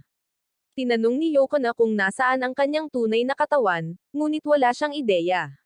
Gayunpaman, binanggit niya ang gabing nakita niya sa likod ni Yuma bago siya nawalan ng malay sa ibang lugar. Nagising si Sayaka sa isang kakaibang lugar kasama si Fulia, at ipinaliwanag ni Fulia na patuloy silang naitapon sa mga random na punto sa kalawakan bago lumapag doon. Kaya nalaman ni Sayaka na ang mga pagbaluktot sa isla ay sadyang sanhi at hindi lamang basta-basta kaguluhan. Pagsapit ng tanghali, sinundan ni Yoko na, Astarte, at Kanasis si Kujo sa kanyang apartment at nalaman nilang wala na si Yuma at inakala niyang umalis ito ng mag-isa, ngunit itinuro ni Yoko na maaaring tina-target nito ang kanyang katawan dahil siya ang pang-apat na progenitor. Binaliwala niya ito noong una, iniisip na hindi niya alam. Ngunit nang mapag-isipan nila ito ng mabuti, napagtanto niya na isa siyang malamang kukulam na si Natsuki na kayang guluhin ang espasyo at mga katawan, kaya malamang ay mas marami pa siyang alam kaysa sa inaasahan niya. Sa itaas ng lungsod, sina Octavia at Oni ay nakaupo sa isang mataas na gusali habang ang kanilang spell ay patuloy na kumakalat sa buong lugar. Pagkatapos ay dumating si Vatlir at sinimulan silang kutsain na parang pumunta lang siya para sa libangan. Sinubukan ni Octavia na tumugon, ngunit lumitaw si Yuma sa katawan ni Kujo at kinuha ang kanyang libro bago pa siya makagawa ng kahit ano. Mabilis na napansin ni Vatlir na may mali at nalaman niyang hindi siya si Kujo. At ipinakilala niya ang kanyang sarili bilang si Yuma, anak niya, ang mangkukulam ng Not Arya, na casual na sinabi iyon na parang nagpapaliwanag ng lahat. Sa ibang lugar, natapos ni Asagi ang pag-aayos ng mga panlaban sa sistema at nawalan ng malay sa kanyang mesa dahil sa labis na ginagawa. Kasabay nito, sina Kujo, Yoko na, Art, at Kanasai ay nasa isang restaurant na sinusubukang alamin ang mga bagay-bagay. At nagsimulang mena si Kujo dahil sa kawalan ng progreso at nagtaka kung masisira ba ng sibat ni Yoko na ang spell, ngunit sinabi niyang papatayin lang siya nito, kaya agad nilang itinigil ang ideyang iyon. Sa halip, pinag-usapan nila ang direktang paghabol sa kanyang ninakaw na katawan, habang sinusubukan ng iba na panatilihin siyang kalmado, kahit na magulo na ang kanyang buong sitwasyon. Pagbalik kay Vatlir, inamin ni Yuma na kinuha niya ang katawan ni Kujo upang palayain ang kanyang ina mula sa harang ng bilangguan sa distrito ng mga demonyo, kasama ang iba pang mapanganib na mga taong nakakulong doon. Nagustuhan ni Vatlir ang ideya ng mas malalakas na laban, kaya hinayaan na lang niya itong magpatuloy na parang masaya para sa kanya. Sinimulan ni Yuma ang kanyang ritual at naramdaman ni Yoko na ang mahika mula sa restoran, kaya nagmadali silang lumabas ni Kujo. Ngunit sa sandaling makapasok sila sa pinto, ang kalawakan ay umikot at muling inihulog sila sa ibang lugar. Kasabay nito, ang mga helikopter ng militar ay lumapit kay Yuma at sinabihan siyang tumigil, ngunit casual na pinalayas sila ni Octavia na parang hindi sila sulit sa kanyang oras. Patuloy na sinusubukan ni Kujo na maabot siya, ngunit ang bawat galaw ay naharangan lamang ng mas maraming pagbaluktot sa kalawakan hanggang sa ipadala sa kanya ni Asagi ang eksaktong lokasyon sa pamamagitan ni Motoki at Magway, na halos nagbibigay sa kanya ng shortcut na kailangan niya sa buong oras na ito. Dahil doon, nagtulak sina Kujo at Yoko na pasulong at naalala niya na noong una niyang nakilala si Yuma, tinulungan siya nitong makuha muli ang sombrero ni Nudge isa. Ngunit ibang-iba na ang mga bagay ngayon. Sa wakas ay naabot niya ito, tumayo sa harap niya, at nagtitigan. Noong unang panahon, noong bata pa si Yuma, pinaupo siya ng isang lalaki at sinabi sa kanya ang katotohanan tungkol sa kanyang buhay. At lumabas na ang kanyang ina na siya ay nakakulong sa loob ng isang distrito ng demonyo sa malayo. Parang isang bilangguan na hindi matatakasan na nahiwalay sa mundo ng mga tao. Ipinaliwanag niya na si Yuma mismo ay ginawa para lang palayain si A. At kahit na bata pa siya, nagsimula na siyang magtaka kung ano ang mangyayari sa kanya pagkatapos ng trabahong iyon. Bumalik sa kasalukuyan, sinisigawan ni Kujo si Yuma na ibalik ang katawan nito. Ngunit hindi niya ito pinansin at patuloy lang sa pagsulong habang ginagabayan siya ng kanyang grimoire patungo sa harang ng bilangguan na parang napagdesisyonan na niya ang lahat. Nakatayo roon si Butler na nasisiyahan sa palabas at casual na sinabi kay Kujo na wala rito si Yuma para maglaro. Gusto niyang basagin ng tuluyan ang selyo ng bilangguan at agad na naunawaan ni Yoko na kung gaano kasama iyon kung sakaling mangyari talaga. Umalis agad si Vatlir pagkatapos noon na parang nakuha niya ang kanyang hinahangad at pumasok si Octavia para ikulong sina Kujo at Yoko na gamit ang mahika. Ngunit hindi nagtagal ang pagpigil na iyon dahil dumating sina Sayaka at Fulia at pinalaya sila ng hindi nagsasayang ng oras. Sa eksaktong sandaling iyon, natapos ni Yuma ang kanyang spell at nagsimulang lumitaw ang bilangguan sa totoong mundo at ipinaliwanag ni Fulia na inilabas pa niya si Kensai ng kaunti upang makatulong sa pagbukas ng isang landas sa loob na tila nakakatulong ngunit hindi rin gaanong ligtas. Nanatili si Fulia kasama si Sayaka upang harapin sina Octavia at Oni habang sinasabihan sina Kujo at Yoko na nahabulin si Yuma. Kaya nagmadali sila patungo sa pasukan ng bilangguan kung saan tinawag ni Yuma ang kanyang kabalyero na si Leblaw. Nang maabyutan nila siya, tinawag pa rin siya ni Kujo na kaibigan na parang umaasa siyang mahalaga pa rin iyon. Ngunit sa wakas ay sinabi ni Yuma ang katotohanan na siya ay nilikha sa isang laboratorio at pinalaki para lamang gamitin. Kaya ang misyong ito ang siyang buong dahilan ng kanyang pag-iral. Gamit si Leblaw, kumuha siya ng kapangyarihan mula sa isa sa mga pamilyar ni Kujo at pinilit ang bilangguan na ganap na lumitaw, kahit na ang paghihirap ay malinaw na labis para sa kanya. Ngunit nagpatuloy siya at pumasok pa rin. Sa loob, natagpuan niya si Natsuki na nakatali sa isang upuan at wala man lang malay. At nang makarating sina Kujo at Yoko na doon, pareho silang natigilan sa kanilang nakita. Ipinaliwanag ni Yuma na si Natsuki ay nakulong doon sa loob ng 10 taon, at ang nasa labas ay isa lamang mahiwagang kopya sa buong panahon na ito, na lalong nagpapalala sa lahat. Dagdag pa niya na kung mamamatay si Natsuki, ang buong bilangguan ay makakawala, at siya at ang bawat iba pang kriminal sa loob ay palalayain, kaya ito ang kanyang plano. Sinubukan ni Kujo na kumbansihin siyang huwag na lang, sinasabing higit pa siya sa isang kasangkapan, at nakinig siya. Ngunit sinabihan pa rin si Leblaw na atakihin pa rin si Natsuki. Kaya, tumalon si Yoko na at hinaranggan ito sa tamang oras.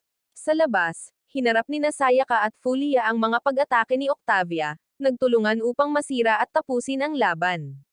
Pagkatapos, nahuli nila ang parehong mangkukulam na parang tapos na ang lahat para sa kanila. Sa loob ng bilangguan, direktang nilabanan ni Yoko na si Leblaw at nagawang talunin ito, pagkatapos ay itinutok ang kanyang sibat kay Yuma, handang tapusin ito at maibalik ang katawan ni Kujo. Iniligtas ni Kujo si Natsuki mula sa mga nahuhulog na kalat habang ayaw pa ring tumigil ni Yuma. Kinarga ni Yoko na ang kanyang sandata ngunit huminto sa huling segundo dahil alam niyang maaaring hindi maligtas ang katawan ni Kujo. Ngunit pumasok si Kujo at tinulungan siya at magkasama silang sumugod at tinamaan si Leblaw at diretso kay Yuma. Ang tama ay nagdulot ng pagsabog ng mahika at ang kaluluwa ni Yuma ay sa wakas ay bumalik sa kanyang tunay na katawan. Sa labas, tinapos ni Sayaka at Fulia ang mga bagay at ikinulong ng maayos sina Octavia at Oni. Pagbalik sa loob, lumabas na maingat na tinutok ni Yoko na kaya nakaligtas si Kujo at nagising si Yuma na lubos na nasaraan ng loob dahil sa pagkabigo sa kanyang misyon. Ngunit inalo siya ni Kujo at sinabi sa kanya na sa wakas ay malaya na siya. Pagkatapos ay nagsimulang magising si Natsuki at nakahinga ng maluwag si Kujo nang makita siyang buhay, ngunit mabilis itong nagbago nang biglang gumalaw muli si Leblaw sa ilalim ng nakatagong kontrol ni AA at sabay na sinaksak sina Yuma at Natsuki. Nataranta si Kujo at sumugod kay Natsuki habang dahan-dahan itong namamatay. Ang mahinang kalagayan ni Natsuki ay nagsimulang yanijin ang buong harang ng bilangguan. At mula sa malayo, biglang inatake si Fatler ng isang pamilyar, ngunit hinaranggan niya ito sa tamang oras. At nang mawala ang usok, si Nudge isa pala ang nakatayo roon, maliban sa wala siya sa sarili dahil isa sa mga pamilyar ni Ava ang kumokontrol sa kanya. Dumiretso siya sa kanya, dinaig siya, inihampas sa pader at sinabihan siyang hindi pa tapos bago umalis habang inaayos na ng katawan nito ang sarili tulad ni Deadpool na may limitadong budget, at pinagtawanan lang niya ito. Kalaunan, nakilala ni Nudge ang isang kakaibang babae sa isang tagong eskinita. At pinasalamatan ng babae ang pamilyar sa pagprotekta kay Nudge bago ito tinanggal at ibinalik sa normal na parang hiniram lang niya ito para sa isang mabilisang trabaho. Pagbalik sa loob ng bilangguan, biglang inilipat sina Kujo, Yoko na, at Yuma sa ibang lugar, at inakala ni Kujo na si Yuma ang may gawa nito, ngunit sinabi niyang si Natsuki pala, na nangangahulugang kahit ganito, may kontrol pa rin si Natsuki sa kung saan. Nang gabing iyon, naglalakad lang si Asagi nang biglang tinawag ng isang maliit na batang babae ang kanyang ina at nabigla siya at itinanggi ito dahil wala itong saysay para sa kanyang sitwasyon ngayon. Pagbalik sa bilangguan, nakita ni Kujo si Yana sa wakas ay sumulpot habang ang harang ay natapos ng mabuo at agad niyang binawi ang kapangyarihang ibinigay niya kay Yuma at kinontrol si Lele Blue, naiwan si Yuma sa sakit na parang pinatay siya. Nagalit si Kujo at sinunggaban siya, ngunit pinigilan ang sarili na gawin ang lahat ng binalaan niya ito tungkol sa taong naghihigpit sa harang. Ipinaliwanag niya na ninakaw niya ang mga alaala ni Natsuki at ang kanyang panahon bilang isang mangkukulam ay nagtago sa kanya at ngayon ay kailangan na lang niyang hanapin at tapusin siya upang makumplito ang lahat. Di nagtagal, lumitaw ang iba pang mapanganib na kriminal sa loob kasama siya, ngunit nang sinubukan ng isa na atakihin ang isa pa, hinailan ng harang ang mas mahina pabalik, na nagpapakita na kahit sila ay may tali pa rin. Sumang-ayon silang lahat na ang pagpatay kay Natsuki ang susi sa kalayaan, at sinugod ng isa sa kanila si Kujo, ngunit hinaranggan ito ni Yoko na, at agad na sumulpat si Sayaka pagkatapos para sundan sila. Sinabihan niya silang sumakay agad sa kanyang sasakyan, at dahil nasa masamang kalagayan si Yuma, mabilis silang umalis sa lugar.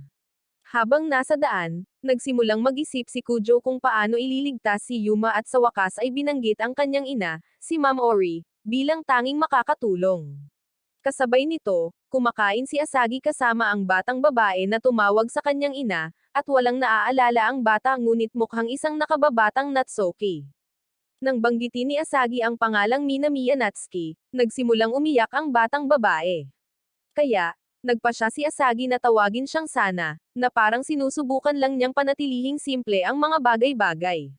Di nagtagal, nakarating sina Kujo, Yoko na, at Sayaka sa lugar ng pananaliksik ni Mimi, at dumating siya na nakasuot ng maskara sa Halloween, na umaarte ng casual. At lumabas na siya ang parehong babae mula sa eskinita kanina. Natuwa siyang makita si Kujo at pinapasok sila. At si Yuma ay inilagay sa isang sopa habang sinusuri ang kanyang kondisyon.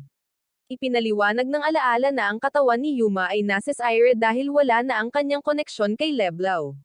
At kung patuloy na tumutulo ang kanyang mahika, hindi na siya makakaligtas. Ngunit naniniwala pa rin siya na maaayos niya ito. Bago umalis, casual niyang sinabihan si Kujo na gamutin ang sarili niyang sugat na parang alam na niya ang lahat. Samantala, si Nudge isa, nagalit pa rin, ay hinayla si Sayaka sa tabi para harapin ang kanilang mga problema. Bumalik kay Kujo, gagamutan na sana niya ang sarili nang bumalik si Sayaka at sinabing pinatulog na niya si Nudge isa gamit ang mahika, kaya hindi na siya makakaistorbo. Sinuri niya ang kanyang pinsala at napagtanto na hindi ito gagaling ng normal dahil nagmula ito sa sandata ni Yokona, kaya inalok niya ang kanyang sarili at sinabihan siyang pakainin siya. Ngunit sa sandaling iyon, pumasok si Yokona at nabasa ng mali ang buong sitwasyon. Mabilis na naging tensyonado ang mga bagay-bagay. Nagsimulang mahilo si Kujo at bigla siyang natamba bago pa man maayos ang lahat. Nang gabing iyon, nanunood sina Asagi at Sana ng parada ng Halloween sa lungsod at habang pabalik sila, napansin sila ng isang kakaibang lalaki at ngumiti. Sa rooftop ng paaralan, dalawang ahente ng library mula sa Squad 3 ang dumating para arestuhin si Yuma at kunin ang Dark Oath Grimoire, ngunit agad niya itong ginamit sa kanila at pinaalis sila na parang wala silang nakitang pagkakataon. Nang gabing iyon, habang Halloween, nalaman ni Kujo na hindi namamatay si Yuma, ngunit kailangan pa rin niya ng tulong para gumaling at ang tanging paraan ay sa pamamagitan ng isang makapangyarihang mangkukulam. Ang problema ay nawawala si Natsuki, na akma sa papel na iyon. Kaya, nagpa siya silang hanapin siya, at ang tanging taong makakahawak ng maayos sa paghahanap na iyon ay si Asagi. Habang sinusubukang alamin kung nasaan siya, nakita nila siya sa telebisyon na may hawak na isang batang babae na kamukha ni Natsuki. At pagkatapos ay napagtanto nila na malamang na maliit ang naging pagbabago ni Natsuki matapos mawala ang kanyang mga kapangyarihan. Tinawagan ni Kujo si Asagi at sinabi sa kanya ang kanilang nalaman. Ngunit habang nag-uusap sila, biglang lumitaw ang isang old spirit summoner na humihingi kay Natsuki.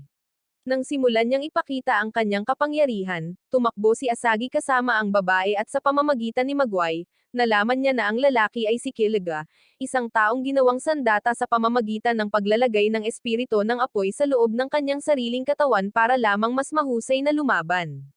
Sinabihan niya si Magway na gabayan ang kanyang landas at bigyan siya ng buong kontrol. Kasabay nito, si Kujo at ang iba ay tumungo sa Keystone Gate. Sa daan, sinabi sa kanila ni Yokona na si Natsuki ay nag-teleport doon kanina dahil nakita niya si Asagi bilang ang pinakaligtas na opsyon. Ngunit bago pa niya ito maabot, siya ay naging isang bata at nawalan ng memorya. Kaya ngayon ang lahat ay mas komplikado kaysa sa nararapat. Habang nangyayari ang lahat ng ito, patuloy na hinahabol ni Kiliga sina Asagi at Natsuki, kahit na natutunaw sa mga balakid. Sinubukan ni Asagi na gumamit ng tubig upang pigilan siya, ngunit patuloy siyang bumabalik na parang ayaw niyang matalo. At nang sumugod siyang muli, lumitaw si Astarte at madaling natamba siya. Sinubukan niya ulit, ngunit naubos ni Astarte ang kanyang enerhiya ng espiritu at pinabalik siya sa harang ng bilangguan, na nagtapos sa kanyang maalamat na pagtakbo. Pagkatapos nito, ipinaliwanag ni Astarte na hinahanap din niya si Natsuki, at ang batang babae na kasama ni Asagi ay malinaw na kapareho niya, kahit na mas bata pa siya ngayon. Pagkatapos, isang babaeng nagngangalang Gigi Lola ang dumating at sinabi sa kanila na lumiit si Natsuki dahil sa isang sumpa. Kasabay nito, sa CK Academy, nakilala ni Mega, isa sa mga nakatakas na bilanggo, siya at nakilala ang madilim na sumpa na si Grimoire. Tinanong niya kung bakit hindi niya sinabi sa iba ang tungkol sa susi at sa programang kinuha niya mula kay Natsuki, ngunit tinanong niya kung pumunta siya para kumuha ng bahagi, at sinabi niya na gusto lang niyang makita kung ano ang ginagawa niya habang ang iba ay abala sa paghabol kay Natsuki. Samantala, naantala si Kujo dahil naubusan ng gasolina ang kanyang sinasakyan. Kaya, hinanap siya ni Yokona ng bisikleta at binigyan siya ng kaunting dugo nito bago siya muling umalis. Sa pasukan muling nagpakita si Gigalola at hiniling kay Asagi na ibigay ang batang babae, ngunit tumanggi si Asagi. At nang malapit nang maging magulo ang mga bagay-bagay, lumitaw si Vatlir na naghahanap ng away. Napagtanto ni Jig Ayla na plano niyang harapin ang lahat ng nakatakas na bilanggo, kaya inatake niya ito, ngunit madali niyang nolipol ang mga puwersa nito. Akala niya ay may kontrol siya nang itali niya ang kanyang pamilyar, ngunit sinira ito ni Vatlir at tinapos siya sa isang brutal na paraan, na pinabalik siya sa harang ng bilangguan. Sa wakas ay dumating si Kujo ng huli at sinisi ang trapiko, at iminungkahi ni Vatlir na panatilihin si Natsuki sa kanyang barko para sa kaligtasan, at sumang-ayon sina Kujo at Asagi. Pagbalik sa paaralan, nalaman niya na si Mega ay konektado sa organisasyon ng Lion King at isiniwalat na plano niyang muling likhain ang orihinal na Dark Oath na grimoire gamit ang nawawalang mga alaala ni Natsuki. Samantala, sa ospital, sa wakas ay nagising si Yuma. Pagkatapos makasakay sa bangka, tinawagan ni Kujo sina Yokona at Sayaka upang bigyan sila ng babala tungkol sa plano ni Vatlir, ngunit sinabi nila sa kanya na hindi sila makakasakay sa barko at lalapit na lang sila hanggat maaari. Sa loob, dinala siya ni Kira sa isang swimming pool para mag-relax, ngunit 5 babaeng naka-swimsuit ang dumating at nagsimulang lumapit sa kanya. Sinusubukang hugasan ang kanyang likod habang malinaw na may sarili silang mga plano. Habang sinusubukan niyang itulak sila palayo, nalaman niya na sila pala ay mga bihag na naghahangad ng kanyang isinumpang enerhiya. Dumating si Asagi at ginulo ang lahat, ngunit sa sandaling makita niya ito, nawala na naman ang kanyang pokus. Kalaunan, matapos nilang patulugin si Natsuki, nagtalo sina Kujo at Asagi sa maliliit at walang kwentang bagay gaya ng dati nilang ginagawa. Hindi nagtagal, nagising si Natsuki na may kakaibang personalidad at nagsimulang mabawi ang kanyang mga alaala. Sa labas, nanood si Sayaka mula sa bintana habang naghihintay sa daungan kasama si Yokona, at pagkatapos ay lumitaw si Vatlir at nagsimulang mag-usap tungkol sa pagpapaalis kay Kujo. Sinubukan ni Yokona na gumawa ng isang bagay, ngunit agad silang pinalibutan ng isang grupo ng mga bilanggo. Pagbalik sa barko, lumitaw si Magua sa isang screen, humihingi ng tulong upang mapigilan ang pagkalat ng problema sa paaralan. Ipinaliwanag niya na lalala ang mga bagay kung magpapatuloy ito, ngunit bago pa sila magkasundo sa anumang bagay, biglang nayanig ang barko.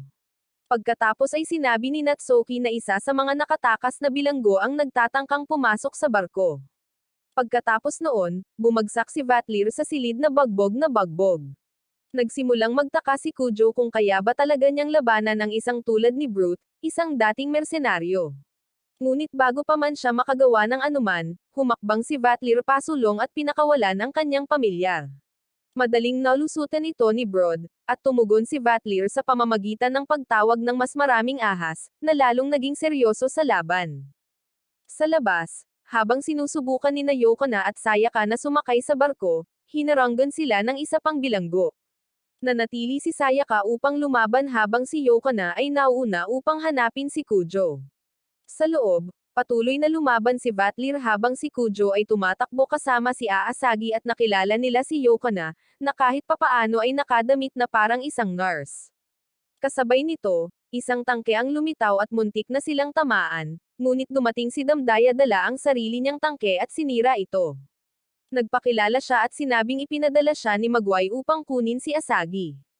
Pagbalik sa loob, natapos ang laban sa pagtalo ni Vatlir kay Brood gamit ang isa sa kanyang mga ahas, at pumayag si Asagi na umalis kasama si DDA, ngunit pinanggakwan si Kujo na ilalabas siya kapag maayos na ang lahat.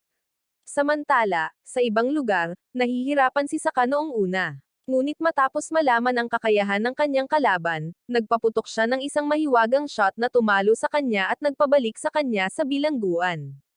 Habang nagkakaisa ang lahat, biglang lumitaw siya, inalis ang mahika mula sa sandata ni Sayaka, sinira ang pamilyar ni Kujo, at sinaksak ito. Sinubukan ni Yokona na umatake, ngunit pinigilan siya niya, kinuha si Natsuki, at nawala. Biglang nakita ni Yokona si Natsuki na nakaharap kay Ya at nagtaka kung nakapasok ba ito sa panaginip ni Natsuki, ngunit sinabi niya sa kanya na maaari rin itong maging panaginip niya. At bago pa niya maproseso iyon, nagbago ang lahat at natagpuan niya ang kanyang sarili na nakaupo sa kanyang silid-aralan na parang walang nangyari. Kasabay nito, sinusubukan ni Sayaka na alamin kung paano pagagalingan si Kujo, ngunit patuloy na walang nakikitang epektibo. Sinubukan pa niyang lumapit dito para gisingin ang katawan nito, ngunit walang nagbago. Kaya, mabilis na nabigo ang planong iyon. Pagkatapos, lumitaw si Yuma gamit ang kanyang kakayahang sumubaybay at pumasok sa sitwasyon. At matapos makita ang gagawin sana ni Sayaka, casual niyang sinabi na makakatulong din siya. Pagbalik sa kakaibang espasyo, nakita ni Yoko na ang kanyang mga kaibigan na kumikilos ng normal. Ayos lang ang lahat, at iyon ang nakakumbinsi sa kanya na natigil siya sa isang panaginip. Di nagtagal, nagising siya at kinumpirma kay Yan na ang madilim na sumpa ni Grimoire ay parang pagkulong sa mga tao sa isang pekeng mundo kung saan parang totoo ang lahat.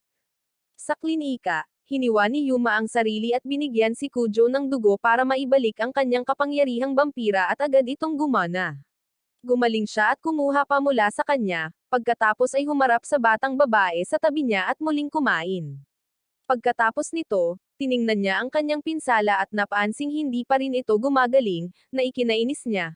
Ngunit isang alaala mula kay Aurora ang lumitaw at itinuwid siya.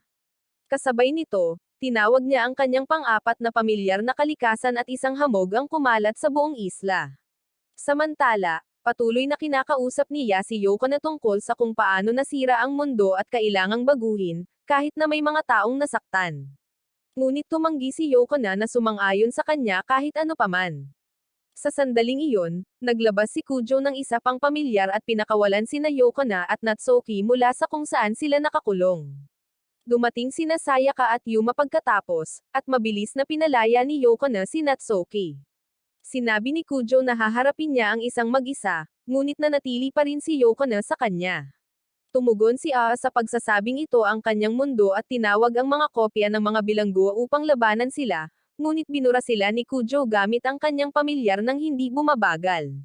Sinubukan niya na harangan gamit ang isang harang, ngunit binasag ito ni Yoko na gamit ang kanyang sibat at lumapit upang tapusin ang mga bagay-bagay, ngunit nahuli siya niya at inatake gamit ang kanyang tagapag-alaga. Pumasok ang tagapag-alaga ni Natsuki at pinrotektahan si Yoko na nagbigay sa kanya ng pagkakataong makalaya. Sa ngayon, ganap nang nabawi ni Natsuki ang kanyang mga alaala at ilan sa kanyang kapangyarihan salamat sa dugo ni Kujo.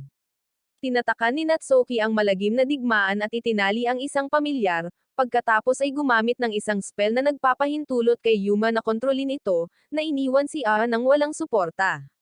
Naging demonyo siya upang patuloy na lumaban, ngunit ipinaliwanag ni Yoko na ang kanyang sibat ay maaaring magkansela ng mahika at maibalik ang mga bagay-bagay, at sinuportahan siya ni Kujo sa pamamagitan ng pagtawag ng isa pang pamilyar na nagpatigil kay Ya. Sinamantala ni Yoko na ang pagkakataong iyon at tinamaan siya, tinapos ang laban at pinilit siyang bumalik sa normal. Sa ibang lugar, ninakaw ni Mega si Fang Zan mula sa Demon District Museum habang ang ingay ng papel ay hindi siya napigilan. Sa rooftop ng paaralan, nagpasalamat si Natsuki sa kanyang mga estudyante sa pagtulong na mapabagsak siya. Kinabukasan, isang lalaking nagngangalang Ko ang pumasok sa opisina ni Ken at isiniwalat na isa siya sa kanyang mga estudyante sa ilalim ni Nina Adele. Ginawa niyang sandata ang kanyang kamay at inatake si Kensai, sinasabing kinuha niya ang kabilang kalahati ng kanyang katawan.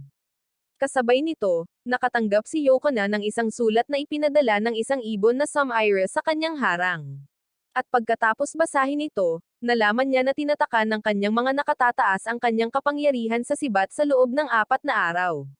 Kalaunan, sinundan ni Kujo ang kanyang kapatid habang namimili siya kasama sina Konasi at Yoko na para sa pagsasanay sa kampo.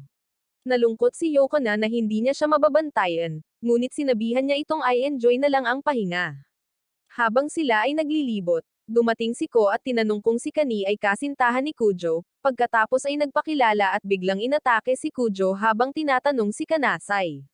Matapos mapansin na hindi normal na tao si Kujo, nagsimulang manggulo si Ko, ngunit hinayla ito ni Yoko na at pinutol ang braso nito. Gayunpaman, pinalitan niya lang ito ng isang poste ng ilaw, pagkatapos ay umalis na parang walang nangyari.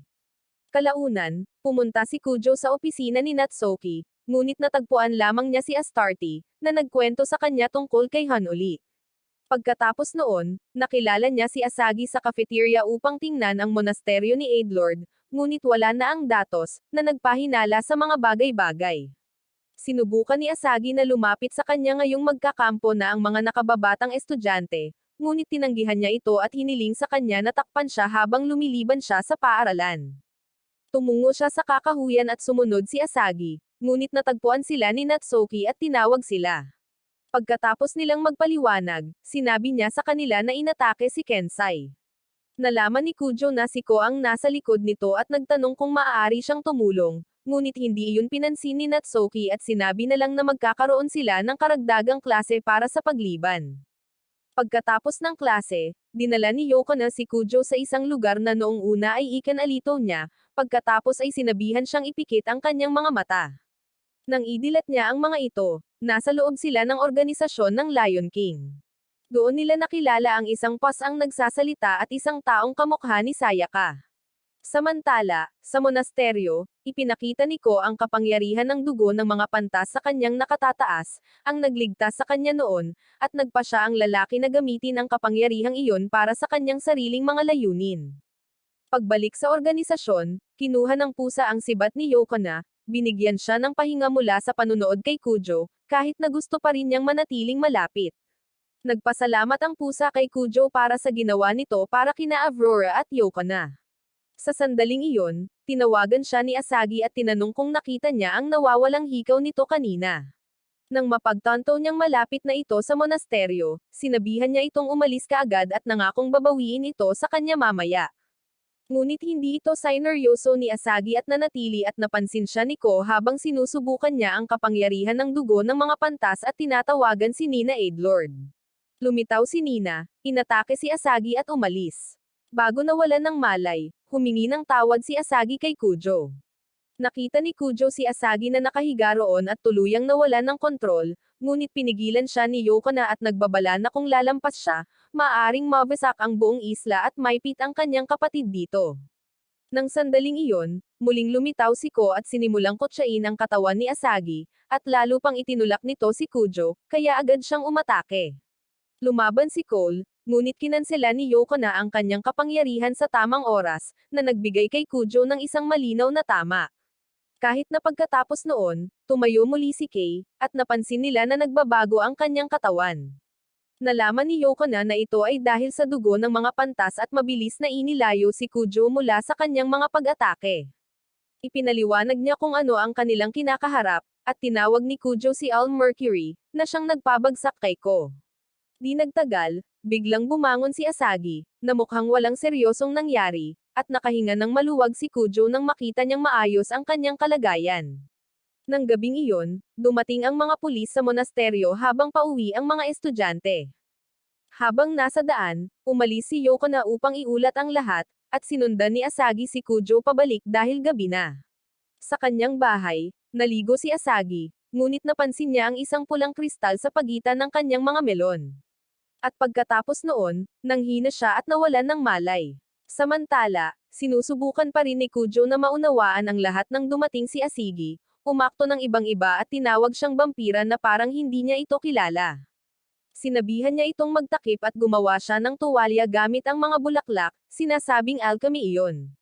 Pagkatapos ay ipinakilala niya ang kanyang sarili bilang si Nena, na ipinaliwanag na siya ang dugo ng matalinong tao sa loob ni Asagi. Matapos malaman na iniligtas niya si Asagi, nagpasalamat si Kujo sa kanya. Pagkatapos ay binanggit niya si Ko, iniisip na wala na ito, ngunit sinabi sa kanya ni Nina na buhay pa ito. Kasabay nito, sinubukan ni Ko na palihim na pumasok sa gusali ni Natsuki, ngunit agad niya itong nahuli. Sinubukan niyang lumaban, ngunit hinayaan niya si Astarte na harapin ito, at matapos mabugbog, ang kanyang kaibuturan ay nakuha. Pagbalik sa bahay ni Kujo, sinabi ni Nena na hindi niya alam ang pakay ni Ko, ngunit plano niyang iwan si Asagi kapag nakuha na niya ang dugo ng mga pantas. Sinabihan siya ni Kujo na manahimik para walang makaalam at lumipat sila sa sala kung saan halos malantad si Nina habang kinakausap si Noj-isa tungkol kay Konasi. Nang gabing iyon, sa labas ng lungsod, sinabi ni Ko sa kanyang grupo na ang kaibuturan sa loob ni Asagi ay dapat na handa na sa lalong madaling panahon at kalaunan ay lilito. Kinabukasan, pagkatapos umalis ang iba papunta sa kampo, nagising si Asagaji sa kama ni Kujo at nataranta, ngunit sinabi niya sa kanya na walang nangyari at pinakalma siya. Di nagtagal, muling nagbago ang kanyang personalidad, at sinabi sa kanya ni Nena na gumagalaw ang dugo ng mga pantas.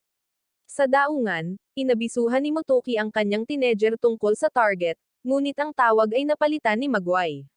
Sinubukan ng mga sundalo na pigilan ang target, ngunit dumating si Ko at pinaputukan nila siya, na lalong nagpapalala lang sa sitwasyon. Hindi nagtagal, dumating sina Kujo at Nina, at ipinaliwanag niya na ang layunin ng alchemy ay ang lumikha ng isang perpektong tao.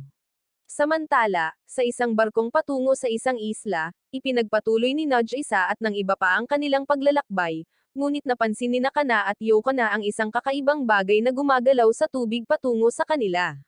Maya-maya, kinuha ni Ko ang kontrol sa control room ng barko, ngunit napansin niya ang pagkasira ng kanyang katawan.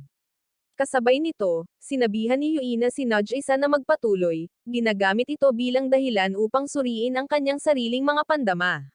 Pagbalik sa daungan, sinundan ni Kujo si Nina, at nakakita sila ng mga buto mula sa mga biktima ng monasteryo. Matapos maalala ang kanyang nakaraan, tinanggal niya ang kanyang kaibuturan mula kay Asagi. Nakilala ni Yoko na si Konasi sa isang paradahan habang sinusubaybayan ang kakaibang pakiramdam sa kanilang paligid. Ngunit biglang lumitaw si Kao at nakilala siya ni Konasi mula sa insidente sa monasteryo. Tumakbo siya, ngunit inihagis ni Ko ang isang sasakyan kay Yoko na bago muling nawala. Sa daungan, bumuo si Nena ng isang bagong katawan mula sa mga buto at kinuha ang anyo ni Asagi. At di nagtagal, dumating si Natsuki at sinabi sa kanila kung saan patungo ang dugo ng mga pantas. Hiniling ni Kujo sa kanya na ipadala siya sa barko, ngunit sinabi niyang masyadong malayo ito at sa halip ay dinala sila sa airship ni Fulia. Bago siya umalis, ibinigay ni Sayaka at ng pusa ang sibat ni Yukan upang maibalik niya ito. Sa barko, nahuli ni Kat si Kanasai at sinubukang gamitin siya para sa kanyang plano, ngunit sinabi niya sa kanya na naaalala niya siya at nagsisinungaling sa kanya si Wiseman.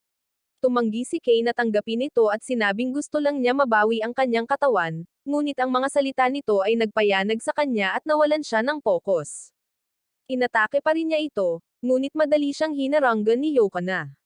Gumawa si Ko ng maraming kopya ng kanyang sarili upang talunin siya, ngunit isang maizil ang tumama sa barko at naantala ang lahat. Pagkatapos nito, ibinalik ni Kujo si Yokana sa kanyang sibat at ipinakilala si Nena. Hinawakan ni Yokana ang mga pag-atake ni Ko habang ginagamit ni Kujo ang kanyang pamilyar upang harapin ang likidong metal. Sinabi ni Nina kay Ko na ginamit na siya at lumitaw si Wiseman at sinabing ang mga mineral lang sa dagat ang gusto niya. Lumaki siya at umatake, at sinagot ito ni Kujo, ngunit di nagtagal ay bigla siyang naging bato at ipinaliwanag ni Nina na ginamit niya ang kanyang sarili upang protektahan ang lahat. Tumugon si Yokana dito. Ngunit lumitaw ang ibang sarili ni Nudges at pinatigil ang lugar ng ilang sandali, pinupuri si Kujo bago gamitin ang kanyang bagong kapangyarihan. Sinuportahan siya ni Yokana at natalo ni Kujo si Wiseman ng isang beses, ngunit nakabawi siyang muli. Sa pagkakataong ito, naghanda siya ng maayos habang nakatuon si Yokana kay Ko, hinaranggan niya ang lahat ng pag-atake ni Ko at sinira ang kanyang depensa, at nagsimulang maunawaan ni Ko kung ano ang ibig sabihin ng pagiging tao. Tinapos niya siya, tinapos ang kanyang pag-iral. Samantala, nahihirapan si Wiseman na maunawaan kung bakit siya natatalo, ngunit tinawag ni Kujo ang isa pang pamilyar na bumihag sa kanya at binaligtad ang lahat hanggang sa tuluyan siyang mawala. Pagkatapos ng lahat, nag-alok si Yokana na tulungan si Kujo sa anumang paraan na kailangan niya. Kalaunan, bumalik si Nena sa mas maliit na anyo matapos tipunin ang natitirang dugo ni Wiseman upang manatiling buhay. Pagkatapos ay nagpa siya si Yokana na mananatili siya sa tabi ni Kujo, alam na palagi itong masasangkot sa gulo. Nagising si Yokana na sinusubukang alalahanin ang gusto niyang sabihin kay Kujo, ngunit nakaalis na ito. Habang papunta sa paaralan, tinanong niya ito kung ano ang gagawin nito kung aalis siya, at sinabi niya sa kanya na mas mapapadali nito ang mga bagay-bagay. Naiinis siya sa sagot na iyon, kaya bumaba siya ng tren, at kahit na sinubukan niyang magpaliwanag, tumanggi siyang makinig. Habang naglalaro, patuloy niya itong iniisip at natapos na nalampasan ang high jump ng perpekto dahil sa pagkadismaya. Kalaunan, hiniling sa kanya ng kanyang guro na ibahagi ang mga form sa klase at pagkatapos ay tinanong tungkol sa kanyang mga plano sa hinaharap. Habang nagpapalit sa locker room, patuloy na iniisip ni Yokana ang lahat, ngunit biglang lumitaw ang isang Shikigami at pinatumba siya. Kasabay nito, sinusuri ni Butler ang isang sirang lugar at napansin ang isang bagay tungkol sa isang ugat ng dragon, pagkatapos ay naramdaman ang isang malaking pagbabago sa kapaligiran. Kinabukasan, napansin ni Kujo si Yokana na kumikilos ng kakaiba habang papunta sa paaralan at sinubukang kausapin siya, ngunit ang kanyang kilos ay nanatiling kakaiba. Tinanong din siya ni Natsuki at pagkatapos ay napagtanto na may mali. Pagkatapos ay nagsimulang kumilos si Yokona ng labis na nasa sabik sa harap ng kanyang mga senior bago tumakbo palayo na may pagdurugo ng ilong. Pagbalik sa lugar ng paghuhukay, nagpatuloy ang kakaibang alon at nagpadala si Vatlir ng isang pamilyar pababa sa butas. Lumitaw ang isang higanteng dragon at pinagmasdan niya itong mabuti habang naghahanda si Sayaka na lumaban, ngunit ang nilalang ay nawala ng kasing bilis ng paglitaw nito. Kalaunan sa paaralan, muling nakilala ni Kujo si Yokona at napagtanto na hindi siya ang tunay na nilalang. Habang sinusubukan niyang alamin ang mga bagay-bagay, lumitaw ang tunay na Yokona dala ang kanyang sibat at hinarap ang impostor. Pareho silang nagtanong sa kanya, ngunit saka lamang lumitaw ang higanteng dragon sa kalangitan. Sinubukan silang babalaan ng impostor, ngunit inatake muna siya ng dragon gamit ang isang biglaang suntok, pagkatapos ay tinamaan si Kujo at naubos ang kanyang enerhiya. Nang sinubukan niyang ipatawag ang isang pamilyar, pinigilan siya ni Yokona at lumapit upang lumaban. Nahabol niya ang bilis ng dragon, ngunit nang sinubukan niyang basagin ang depensa nito, naputol ang kanyang sibat. Habang bumababa ang kanyang bantay, sinubukan siyang atakihin ng dragon, ngunit binalik ng impostor ang sibat at hinaranggan ang pag-atake. Matapos pilitin ang dragon palayo, ipinaliwanag ng impostor na sinundan niya ito hanggang sa isla. Tinanong ni Kujo kung sino talaga siya, ngunit sumabad si Natsuki at sinabing nasa ilalim siya ng kanyang pagbabantay. Sinubukan ni Kujo na pakalmeyan si Yokona, na hindi masyadong masaya matapos mawala ang kanyang sibat. Nang araw na iyon, inimpake ni Yokona ang kanyang mga gamit at nakatanggap ng isang sulat mula sa kanyang organisasyon na humihiling na ibalik ang sibat. Sinubukan ni Asi na patatagin ang agos ng isla at lumutang sa itaas, ngunit maraming balakid ang kanyang naranasan. Samantala, binigyan ni Sayaka ang lahat ng mga update tungkol sa mga natuklasan ni Vatlir tungkol sa dragon. Habang tinitingnan si Yokona, napansin niya ang kakaibang kilos ni Yokona. At nang sinubukan niyang alamin kung ano ang mali, ang mga iniisip ni Kujo ay lumubog ng husto kaya't pinagalitan siya ni Sayaka. Bigla, inanunsyo ni Yokona na tatawagan siyang pabalik at aalis na. Nang hapong iyon, sinisi niya ang kanyang sarili sa pagsira sa isa sa mga labi ng organisasyon at sa pagtulong kay Kujo na maabot ang kanyang tunay na anyo. Nadala siya ng emosyon at tumakbo palayo. Samantala, ang isa pa niyang variant ay nagsimula ng isang ritual ng pagtawag sa ibabaw ng isang gusali, at tinanong ni Sayaka si Kujo kung ano ang plano nitong gawin, ngunit matapos makita itong nagmukmak at sumuko, sinabihan niya itong gawin ang tama. Pagkatapos nito, nagmamadaling tumungo si Kujo sa paliparan, ngunit nakita niya ang mga airstrike na tumatama sa dragon. Tinawagan niya si Asagi, na nagsabi sa kanya na umalis sa isla sa loob ng 30 minuto. Tumanggi si Kujo na umalis at nakaramdam ng conflict si Asagi dahil nagmamalasakit siya sa kanya at gusto niyang umamin, ngunit naputol ang linya. Nagmukmak si Yokona sa paliparan, hindi sigurado kung ano ang gagawin hanggang sa sinabi sa kanya ng isa pa niyang variant na kumilos para sa kanyang sarili, hindi wala sa posisyon. Pagkatapos ay nagpa siya si Yokona na bumalik sa Kujo at ang kanyang variant ay tumawag ng isang sandata para sa kanya. Sa lungsod, tinawag ni Kujo ang kanyang familiar at inatake ang dragon. Sa kabila ng pagtama ng isang tama, pinaputukan siya ng dragon, na natanggap ni Astarte habang gumanti si Natsuki. Sumali si Sayaka at tinapos ang atake gamit ang kanyang palaso, ngunit mas mabilis na tumugon ang dragon kaysa sa inaasahan. Sinubukan muli ni Kujo ang kanyang pamilyar, ngunit kinagat ito ng dragon, na ikinagulat niya. Lumitaw si Vatlir upang tumulong, ngunit nagbabala na hindi niya magagarantiyahan ang kaligtasan ng isla. Lumapit si Yokona dala ang kanyang bagong sibat at tinalo ang dragon.